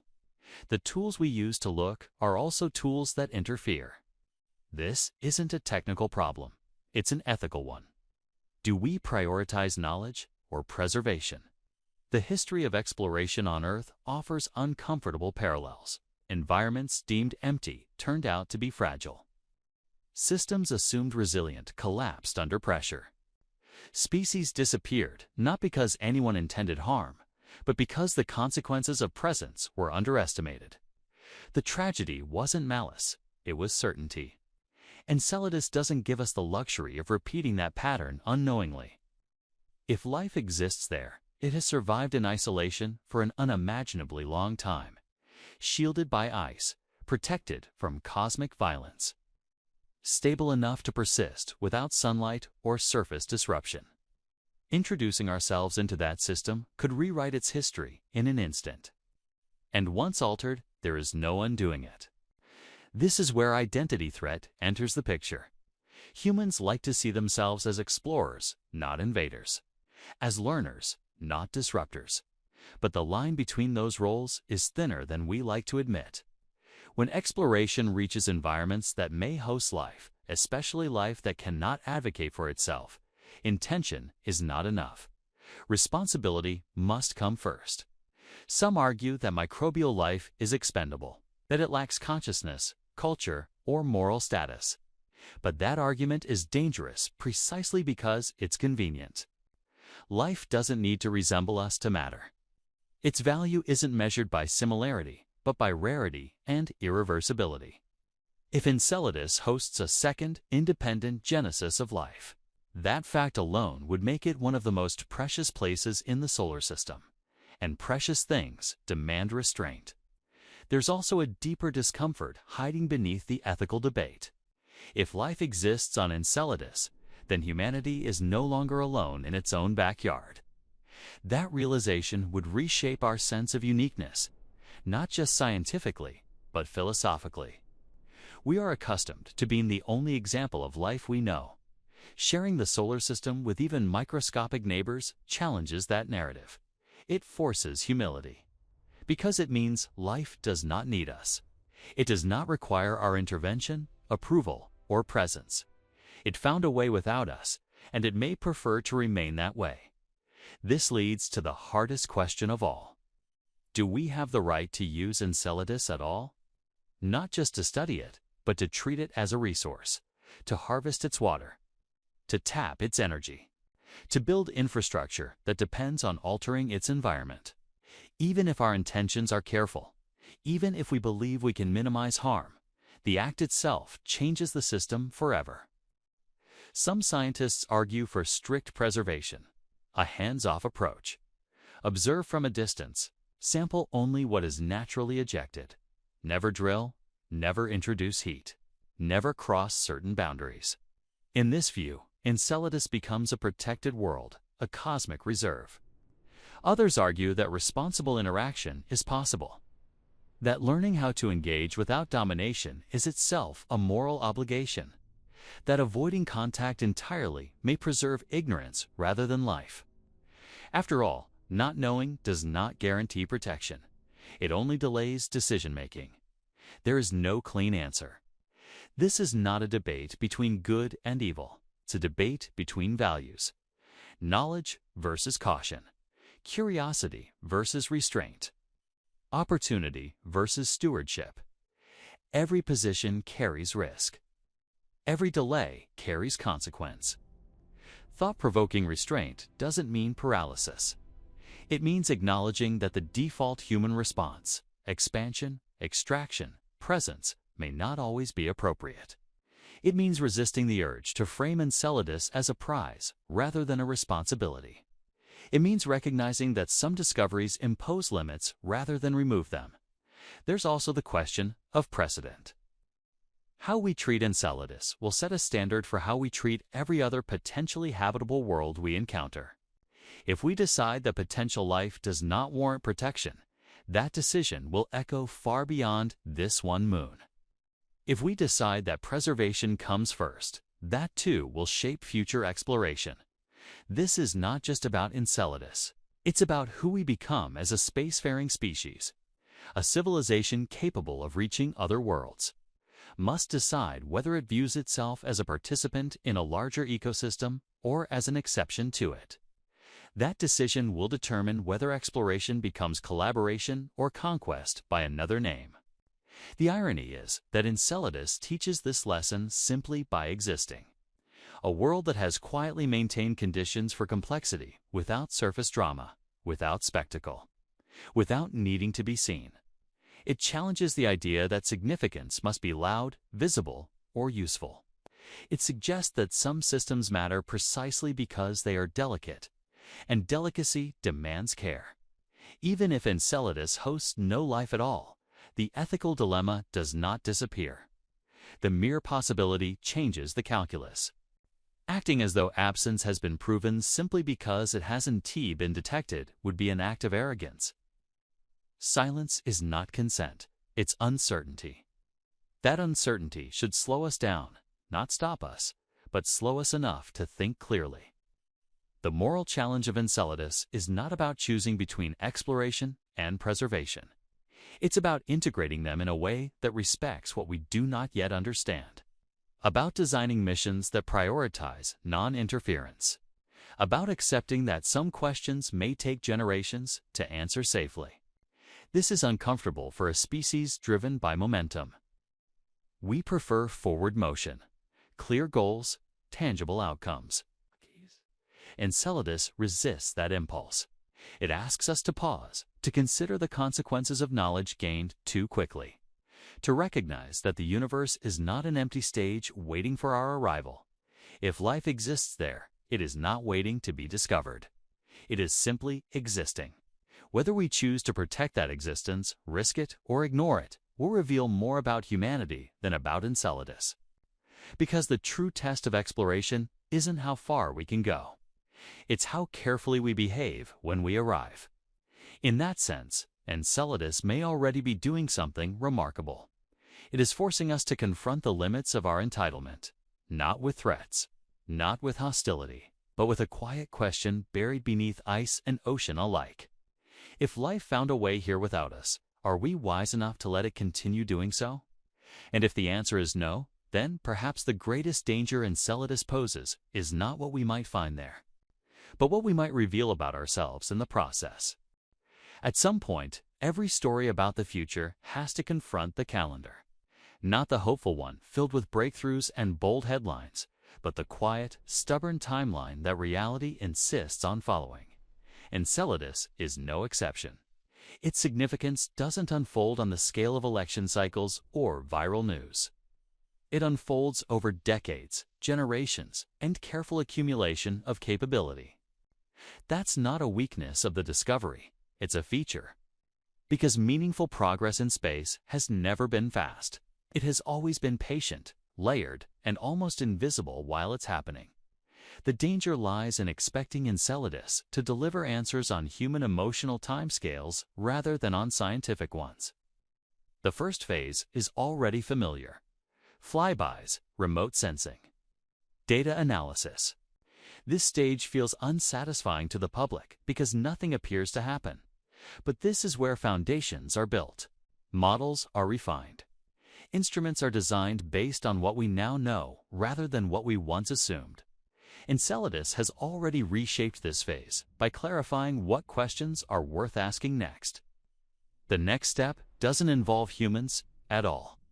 It involves dedicated robotic missions designed specifically for Enceladus, not opportunistic flybys piggybacking on larger objectives.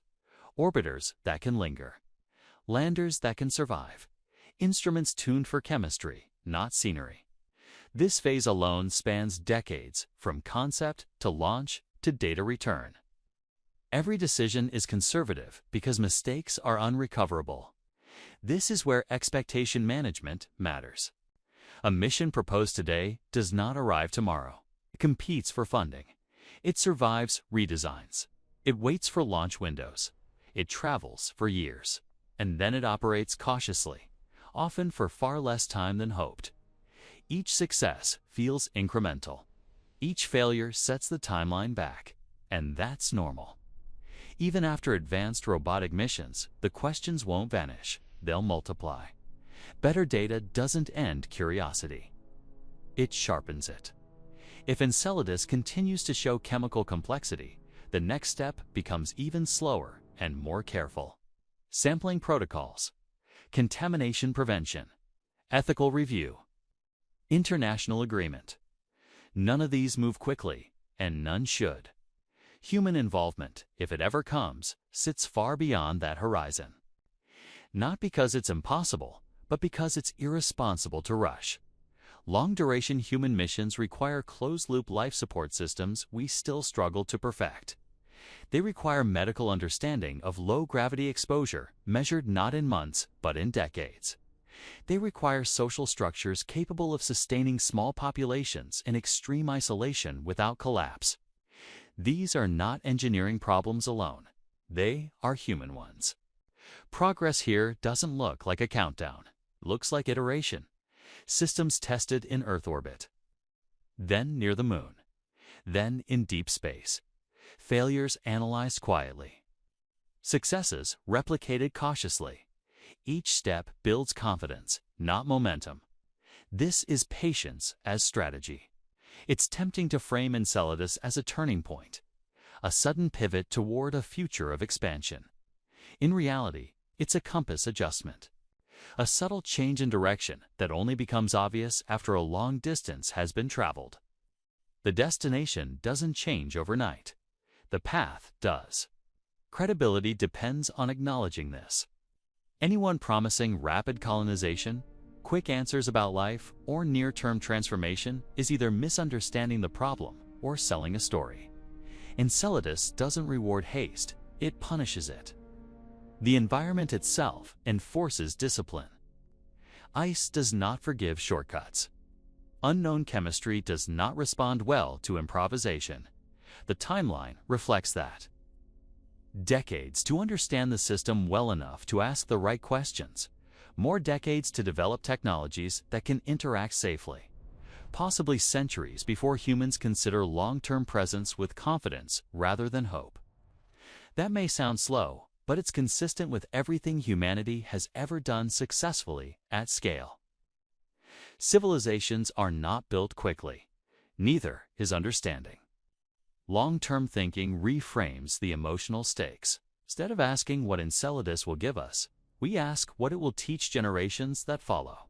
Instead of measuring success by immediate payoff, we measure it by reduced uncertainty. Fewer assumptions, better models, clearer ethical boundaries. This is how progress actually unfolds, quietly, incrementally, often unnoticed until hindsight reveals the pattern. There's also an important psychological shift embedded in this timeline. It forces humility. It reminds us that we are participants in a process larger than ourselves. That discovery is not a finish line, but an invitation to sustained effort. Enceladus doesn't demand urgency, it demands commitment. The moon will remain where it is. Its ocean will continue circulating. Its plumes will keep erupting whether we rush or wait. Time is not the enemy here. Recklessness is. Framing the future honestly builds trust. When scientists talk about decades and centuries, they aren't lowering expectations. They're protecting them. They're ensuring that when progress does arrive, it's real, durable, and ethical. They're choosing a pace that allows correction rather than collapse. This patience also changes how we think about legacy. The most important contribution of this generation may not be a landing or a breakthrough, but a set of constraints. Rules we choose not to break. Lines we decide not to cross until we understand the consequences. Those decisions shape futures more powerfully than any single mission. Enceladus invites that kind of thinking. It doesn't ask for conquest. It asks for continuity. For a long view, the ability to work toward answers we may never personally see. And that's perhaps the most honest way to engage with a world like this. Not as a prize to be claimed, but as a project that outlives us. Progress here will not feel dramatic while it's happening. It will feel slow, cautious, and sometimes frustrating. But when future generations look back, they won't measure success by how fast we moved. They'll measure it by whether we moved wisely, by whether we resisted the temptation to turn discovery into spectacle, by whether we built understanding layer by layer instead of leaping ahead of our knowledge, by whether we treated time not as an obstacle, but as an ally. That's the real timeline Enceladus demands. Not one defined by urgency, but by endurance. And if humanity is serious about surviving beyond Earth, endurance has always been the only timeline that mattered.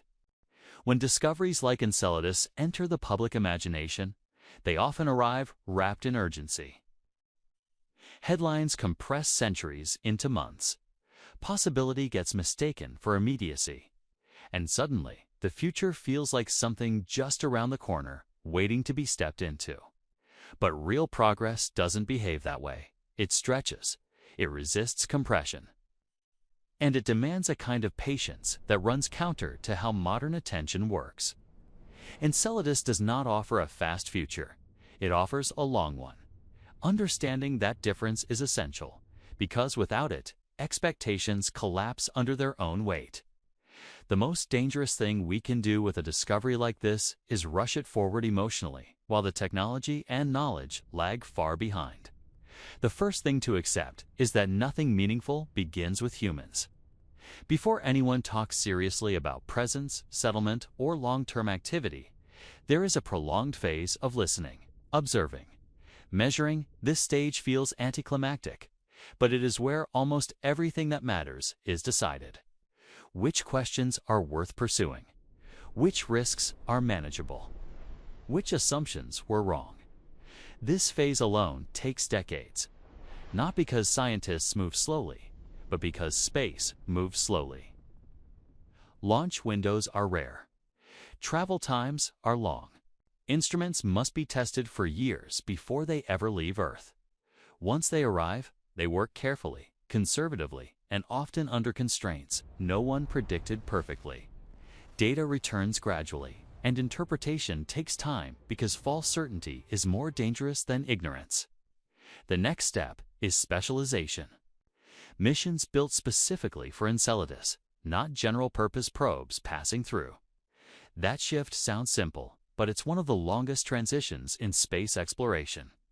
Designing a mission from scratch means political approval, international cooperation, funding allocation, engineering development, testing, redesign, and retesting. Entire careers are spent shepherding a single mission from concept to launch. By the time such a mission arrives, the scientific landscape has usually changed.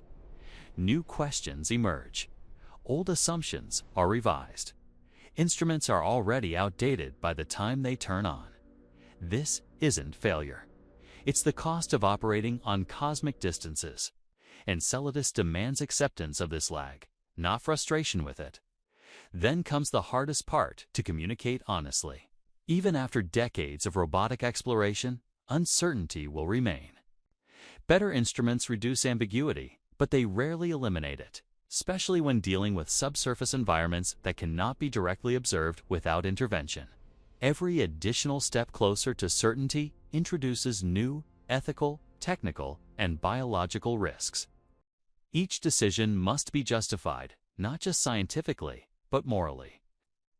That process is slow by design. It involves committees, debates, revisions, and restraint. These aren't obstacles to progress. They are progress. They prevent irreversible actions taken on incomplete understanding. They force clarity before commitment. Human involvement, if it ever becomes appropriate, exists on a much longer horizon. The challenges here are not merely about rockets or fuel.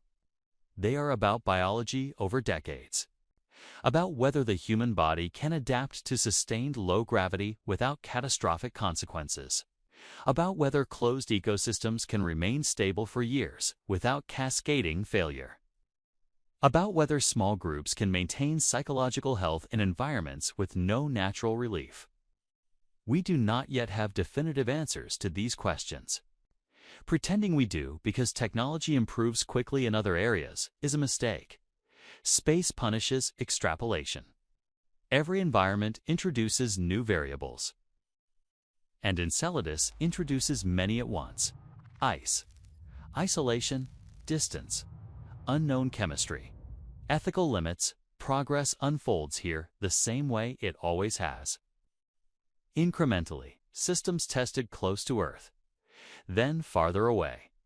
Failures quietly analyzed, successes cautiously replicated. There is no dramatic leap from robotic probes to long-term human presence. There is a long ladder of partial capabilities, each rung reached only after the previous one proves reliable. This is where patience framing becomes essential. Waiting is not stagnation, it is preparation. It is the difference between building something fragile and building something durable. Every decade spent understanding Enceladus reduces the chance that future generations will make irreversible mistakes there. Credibility comes from acknowledging this openly. When experts speak in timelines measured in decades and centuries, they are not being pessimistic. They are being honest. They are grounding excitement in reality rather than letting it drift into mythology. That honesty builds trust, because it aligns expectations with what space exploration has always required: persistence without spectacle. There is also a cultural shift embedded in this timeline. It forces us to decouple discovery from ownership, to accept that finding something remarkable does not mean using it immediately or at all. Enceladus may remain untouched by humans for generations, not because it is unreachable, but because restraint proves wiser than speed. This challenges a deeply ingrained impulse. Human history rewards action, expansion, utilization, but space operates on different rules. Acting too early can close doors forever. Contamination cannot be reversed. Ethical mistakes echo longer than technical ones. Long-term thinking reframes success. Success becomes reduced uncertainty, not immediate access. Better models, not faster arrival. Clearer boundaries, not broader claims. Each generation contributes a layer of understanding rather than attempting to finish the story. Enceladus fits this model perfectly. Its ocean will still be there in 100 years. Its plumes will still erupt. Its chemistry will still unfold whether we rush or wait. Time is not working against us. Our impatience is. This realization strips away hype and leaves something quieter but more meaningful behind. A future built deliberately. A legacy defined not by how quickly we arrived, but by how carefully we prepared.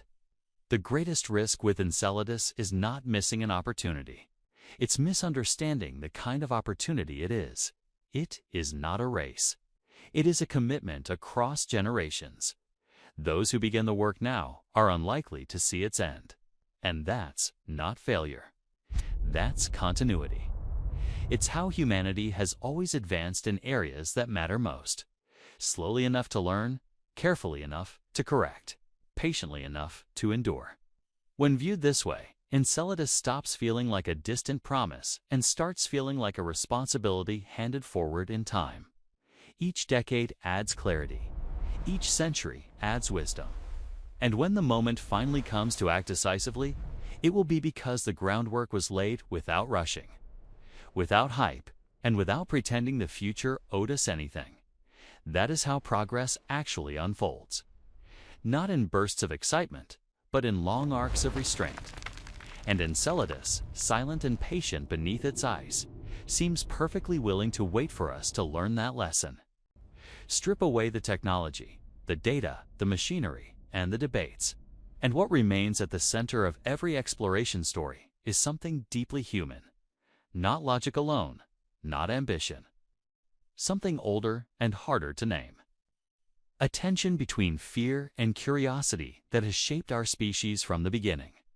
We explore not because it is safe, but because standing still has never been safe either. Long before rockets and probes, exploration was survival. Humans moved because climates shifted, resources vanished, and staying put meant extinction.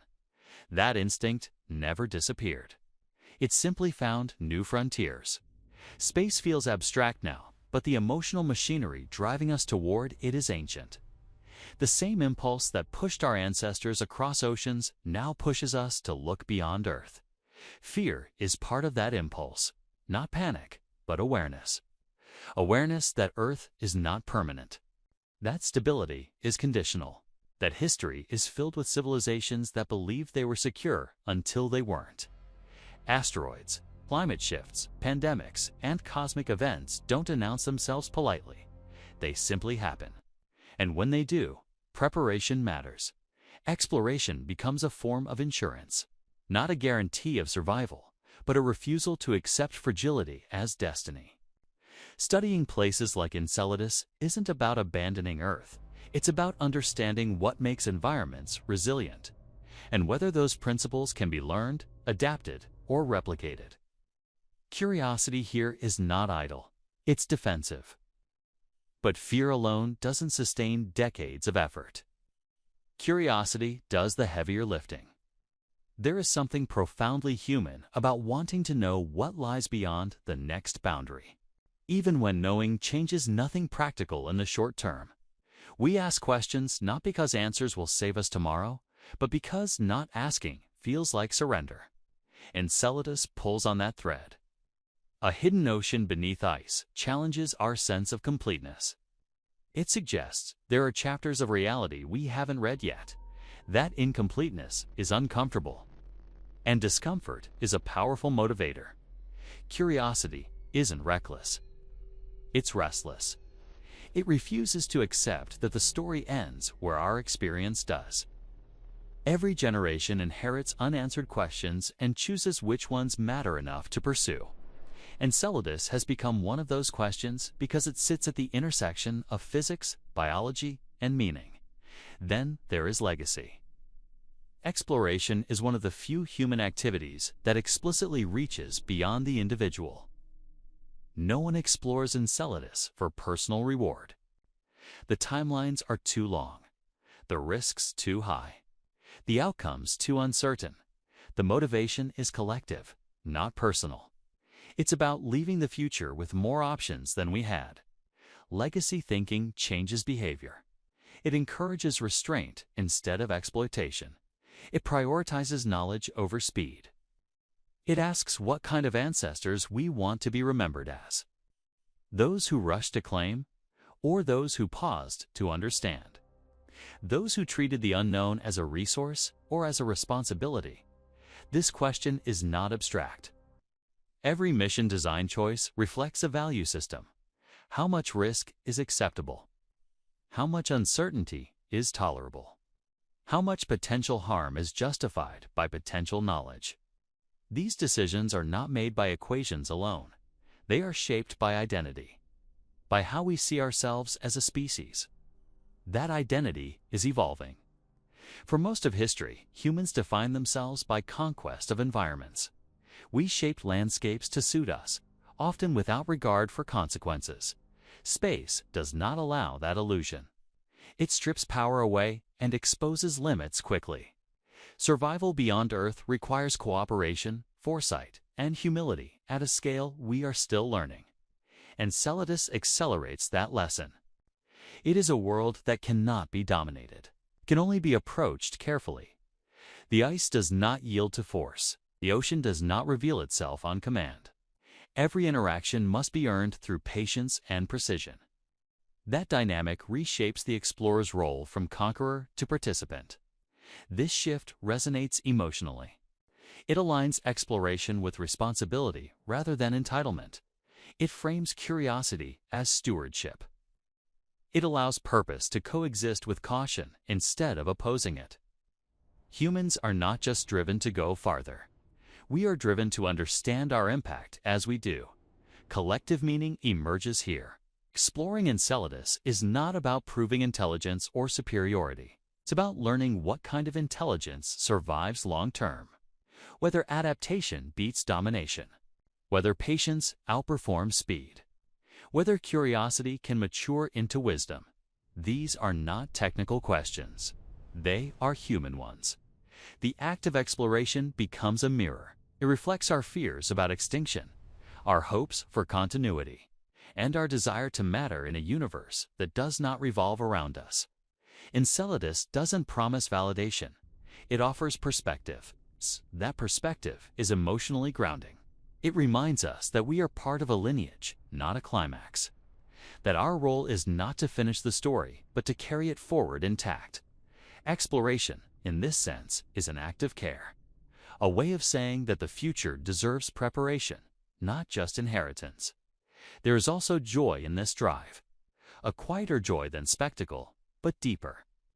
The satisfaction of understanding something previously unknown. The humility of realizing how much remains beyond us. The connection that forms when individuals contribute to a collective effort that spans generations. This is why exploration persists even when practical returns are uncertain. It feeds something essential in human identity. The need to belong to a story larger than individual lives. The need to participate in continuity rather than collapse. The need to believe that curiosity, when guided by responsibility, is not a flaw but a strength. Enceladus embodies that tension perfectly.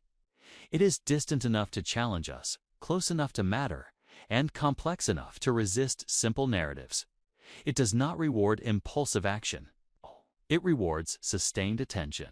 That dynamic selects for a certain kind of explorer, one motivated not by glory, but by commitment.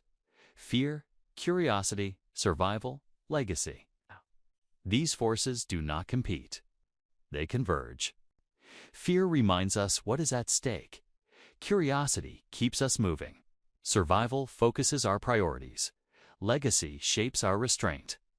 Together, they form the emotional engine behind exploration that lasts. This is not about escaping Earth. It's about understanding what makes life endure anywhere. And in that understanding, humanity finds purpose not in expansion alone, but in becoming a species capable of learning from the universe rather than merely passing through it. Enceladus, in its silence, becomes a test not of technology, but of maturity. Whether we can explore without consuming, learn without rushing, prepare without assuming ownership. The drive to explore has always been about more than distance. It's about who we choose to become when the unknown invites us forward. And Enceladus is one of those invitations that reveals character more than capability. For a long time, Earth has been more than our home. It has been our reference point, our baseline for what normal looks like in the universe. Life here feels so deeply embedded into the planet that it's easy to assume this is how things are supposed to be. Oceans on the surface, atmosphere overhead, a thin but stable balance that allows complexity to flourish in the open. The story we tell ourselves is subtle but powerful. Earth is rare, and that rarity is what makes it safe. Enceladus quietly undermines that story. Because if a small, frozen moon with no atmosphere, no sunlight-driven ecosystems, and no surface warmth can maintain the core conditions that allow life to exist, then Earth's role shifts, not from special to ordinary, but from unique to contextual. Life-supporting environments may not be singular miracles. They may be recurring outcomes of physics, hidden in forms we simply weren't trained to recognize. Less empty? The idea that life-friendly systems can exist beneath ice, powered by gravity instead of stars, expands our sense of what is possible. It suggests that the cosmos is not finely tuned for one fragile outcome, but capable of sustaining complexity in multiple ways. Earth becomes part of a broader pattern rather than an isolated exception.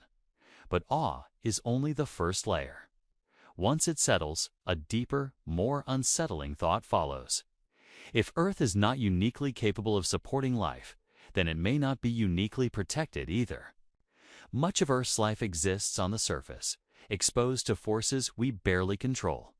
Solar radiation, atmospheric changes, asteroid impacts, volcanism, climate instability.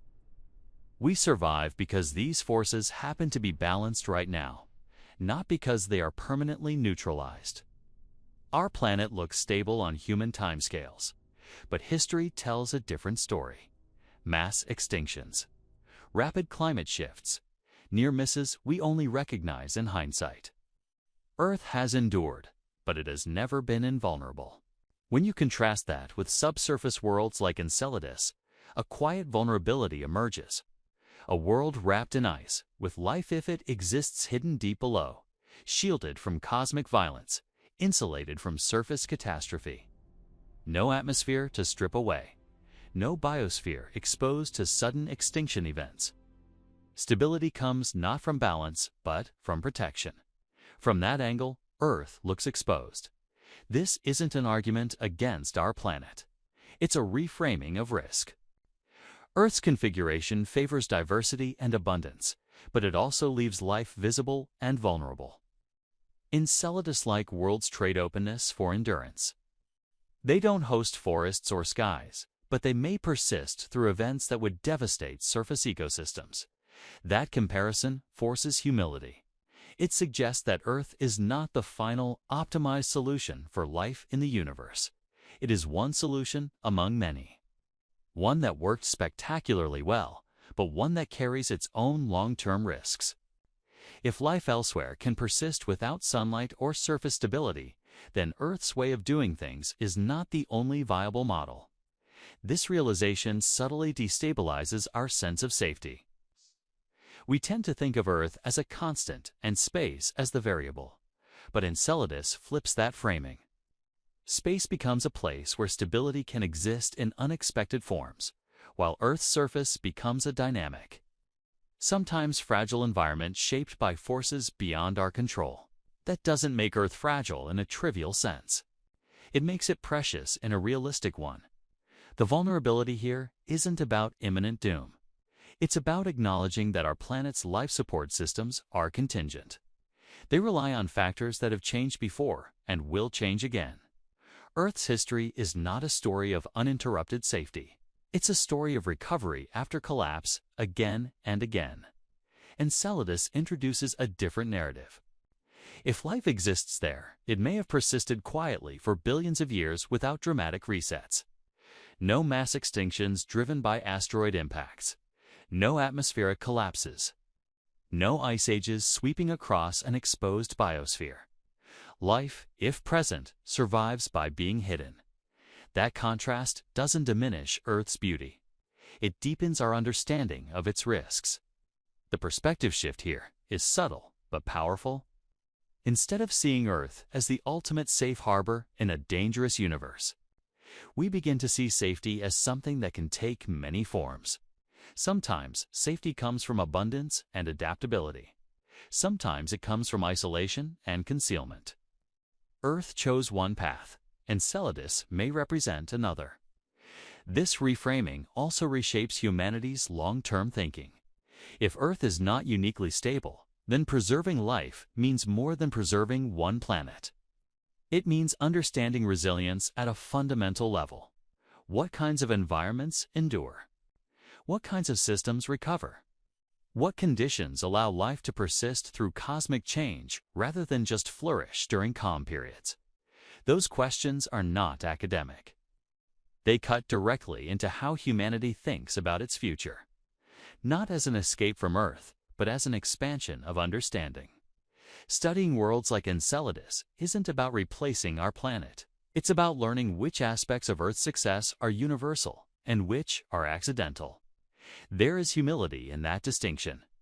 It reminds us that our existence is not guaranteed by cosmic favoritism. It is the outcome of a specific chain of events that could have unfolded differently. Earth gave us life, but it did not promise permanence. Assuming otherwise is comfort, not evidence. Enceladus doesn't threaten Earth's significance. It contextualizes it. It suggests that life is more adaptable than we imagined, but also that safety is more complex. That long-term survival may not favor the most vibrant environments, but the most protected ones. That exposure, while beautiful, carries risk. This realization can feel unsettling. It removes the illusion that Earth is the one place where life belongs. It suggests instead that life belongs wherever conditions allow it, whether or not those places look welcoming to us. That shift can feel like a loss of cosmic privilege, but it can also feel grounding, because it frees us from the need to see ourselves as singular. It allows us to see humanity as part of a much larger experiment, one that unfolds across different environments, timelines, and configurations. Earth is not diminished by this view. It becomes one chapter in a vast, ongoing story. There is existential awe in that framing. The universe appears less centered on us, but more alive with possibility. Less tailored, but more generous. It is not designed for comfort, but it is capable of sustaining complexity in ways we are only beginning to recognize. At the same time, vulnerability sharpens our sense of responsibility. If Earth is not uniquely safe, then stewardship matters more, not less. Understanding other resilient systems does not excuse neglect of our own. It highlights how rare long-term stability truly is, even when life flourishes. Earth's openness is both its strength and its risk. Enceladus, by contrast, teaches the value of restraint. It shows how concealment can be survival, how protection can matter more than abundance, how life might persist, not by dominating its environment, but by existing quietly within it. This lesson doesn't offer comfort. It offers perspective. Earth remains extraordinary, not because it is alone, but because it is exposed and still alive. Because it hosts life in the open, under a changing sky, vulnerable to forces we barely understand. That makes it more fragile than we like to admit, but also more remarkable.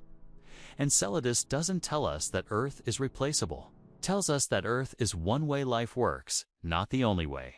And understanding that difference may be one of the most important steps humanity ever takes. Because when uniqueness fades, humility grows. And humility is often the beginning of wisdom. What Enceladus ultimately forces us to confront is not a technical question, but a generational one. Not can we go, not how we go, but who decides and when. Colonization, if that word ever truly applies to places like this, is not a decision this generation will make outright. At most, we are shaping the conditions under which a future generation will decide whether it should happen at all. That distinction matters more than it sounds. We tend to talk about space exploration as if it naturally leads to settlement, as if discovery automatically demands expansion. But history shows something different. Exploration opens doors. It does not choose which ones to walk through. Those choices are made later by people living with the consequences rather than the excitement of first contact. In that sense, our role is limited down. That limitation is a responsibility. Everything we do now determines what options remain open later. The missions we design, the rules we establish, the ethical boundaries we respect or ignore. Once a world is altered, it cannot be returned to a pristine state. Once contamination occurs, uncertainty becomes permanent. Future humans will inherit the results of our restraint or our impatience. Legacy thinking begins here.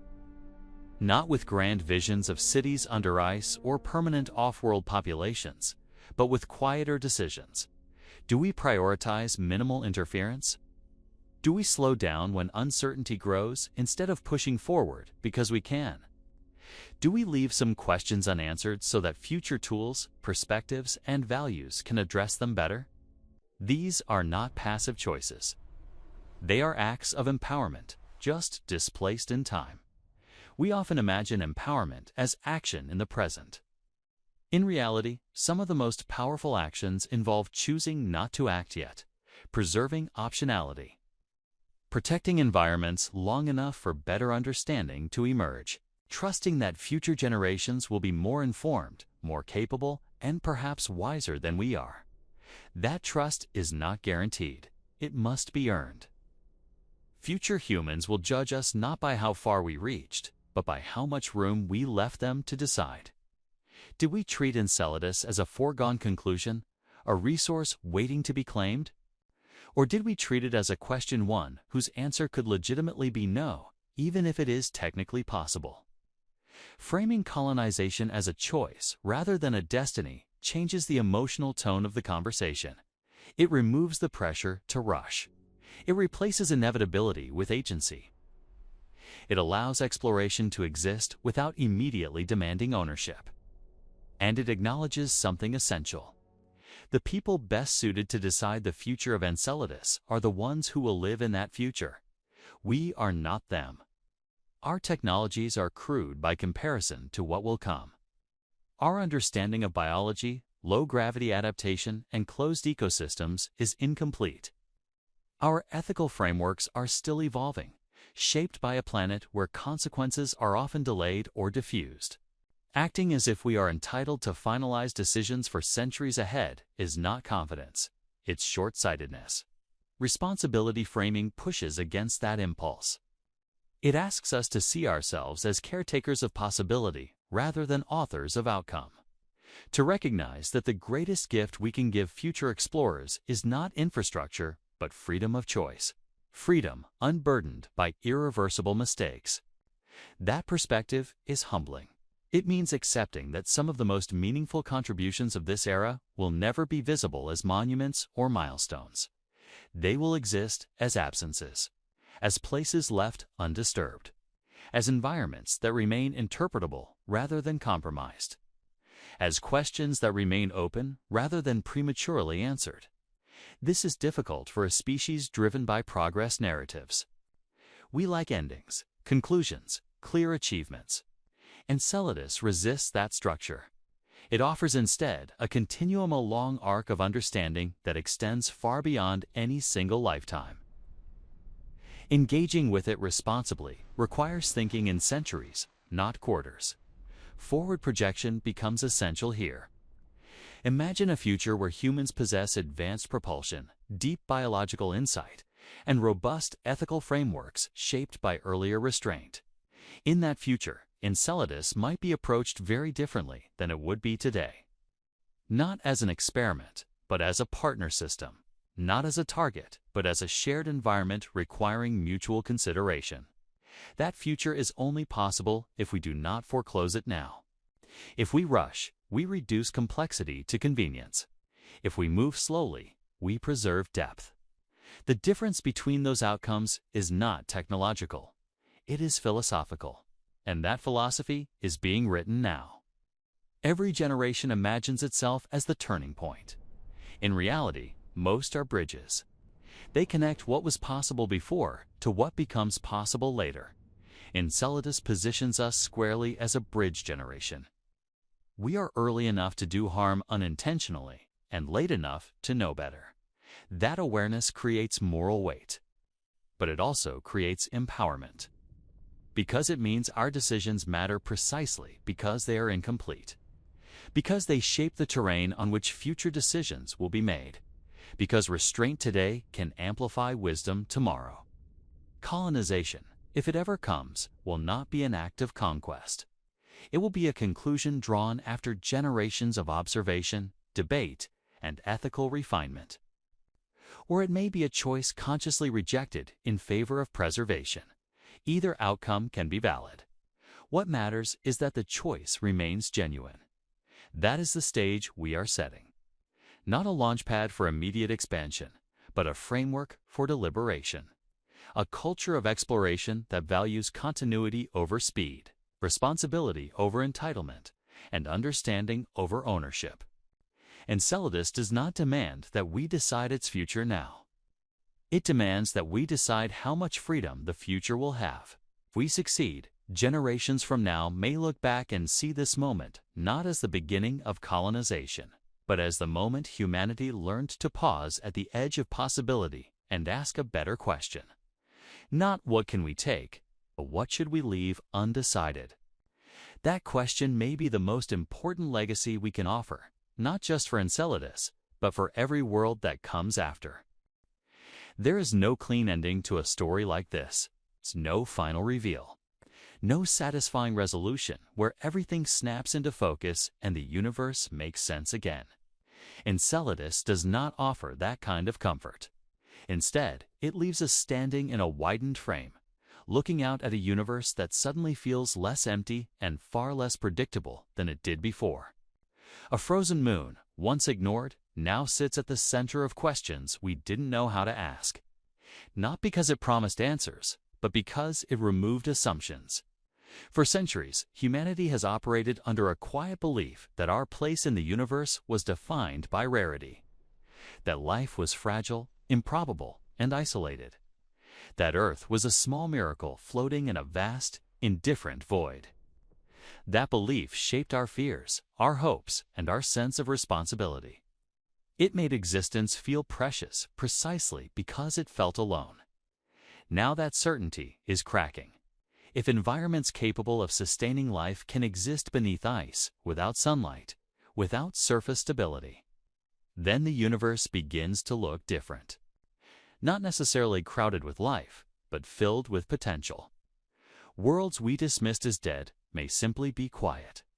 Places we thought were hostile may be sheltering complexity in forms we never imagined. This realization doesn't arrive with celebration. It arrives with weight.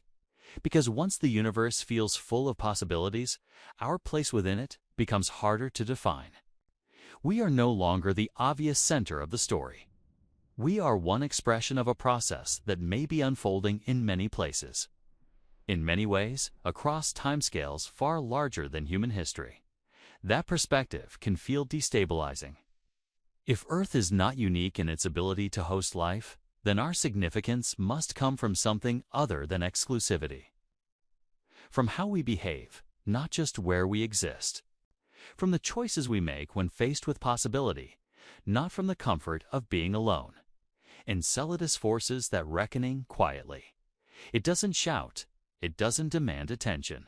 It simply exists, doing what physics allows, sustaining conditions that may or may not have crossed the line into life.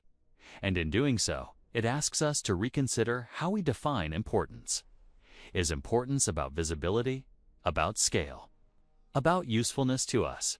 Or is it about persistence, restraint, and the ability to exist without spectacle? There is something humbling about a world that may have sustained complexity for millions of years without ever needing to be seen. Something that challenges our instinct to equate significance with attention. Enceladus does not care whether we notice it. It does not change its behavior because we are watching. That indifference is the point. It reminds us that the universe is not arranged around our curiosity. Our questions are late arrivals to processes that have been unfolding quietly long before we were capable of asking them. And those processes will continue whether we understand them or not. This leaves us with an uncomfortable kind of awe. Not the awe of grandeur or scale, but the awe of realizing how small our narratives are compared to reality.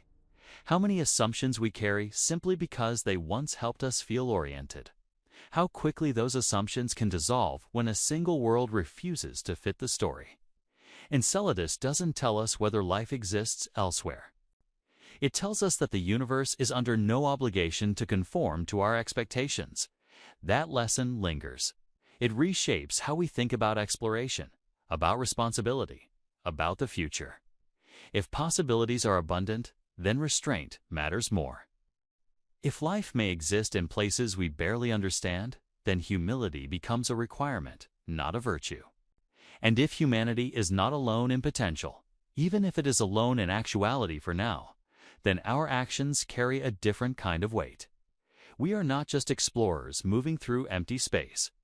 We are participants in a larger system, one that may include other fragile experiments in complexity we have not yet learned how to recognize. That realization does not diminish us. It challenges us. It asks whether we can approach the unknown without immediately trying to define it, claim it, or use it. Whether we can sit with uncertainty long enough to let understanding catch up with curiosity. Whether we can accept that some answers will arrive slowly, and some may never arrive at all. The universe, suddenly full of possibility, becomes less like a frontier and more like a mirror. What we see reflected back is not just alien worlds, but our own values, our impatience, our care, our fear of insignificance, our desire to matter in a reality that does not promise meaning automatically. Enceladus does not resolve those tensions. It intensifies them. And that is why it matters.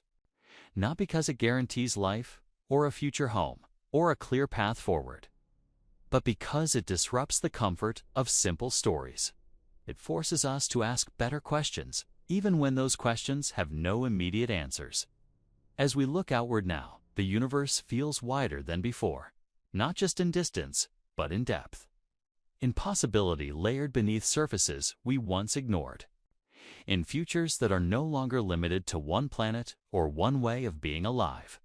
And standing at the edge of that realization, there is one question that refuses to fade. If the universe is capable of building places where life can persist quietly, patiently, without us, then what does it mean for humanity to arrive there at all? Are we caretakers, observers, participants, or simply another transient phase in a much larger process? That question has no closing line. It doesn't resolve into hope or fear. It lingers, heavy and unresolved, because it touches something fundamental about our place in existence. Not where we came from or where we might go, but how we choose to exist in a universe that no longer feels empty. Enceladus does not answer that question.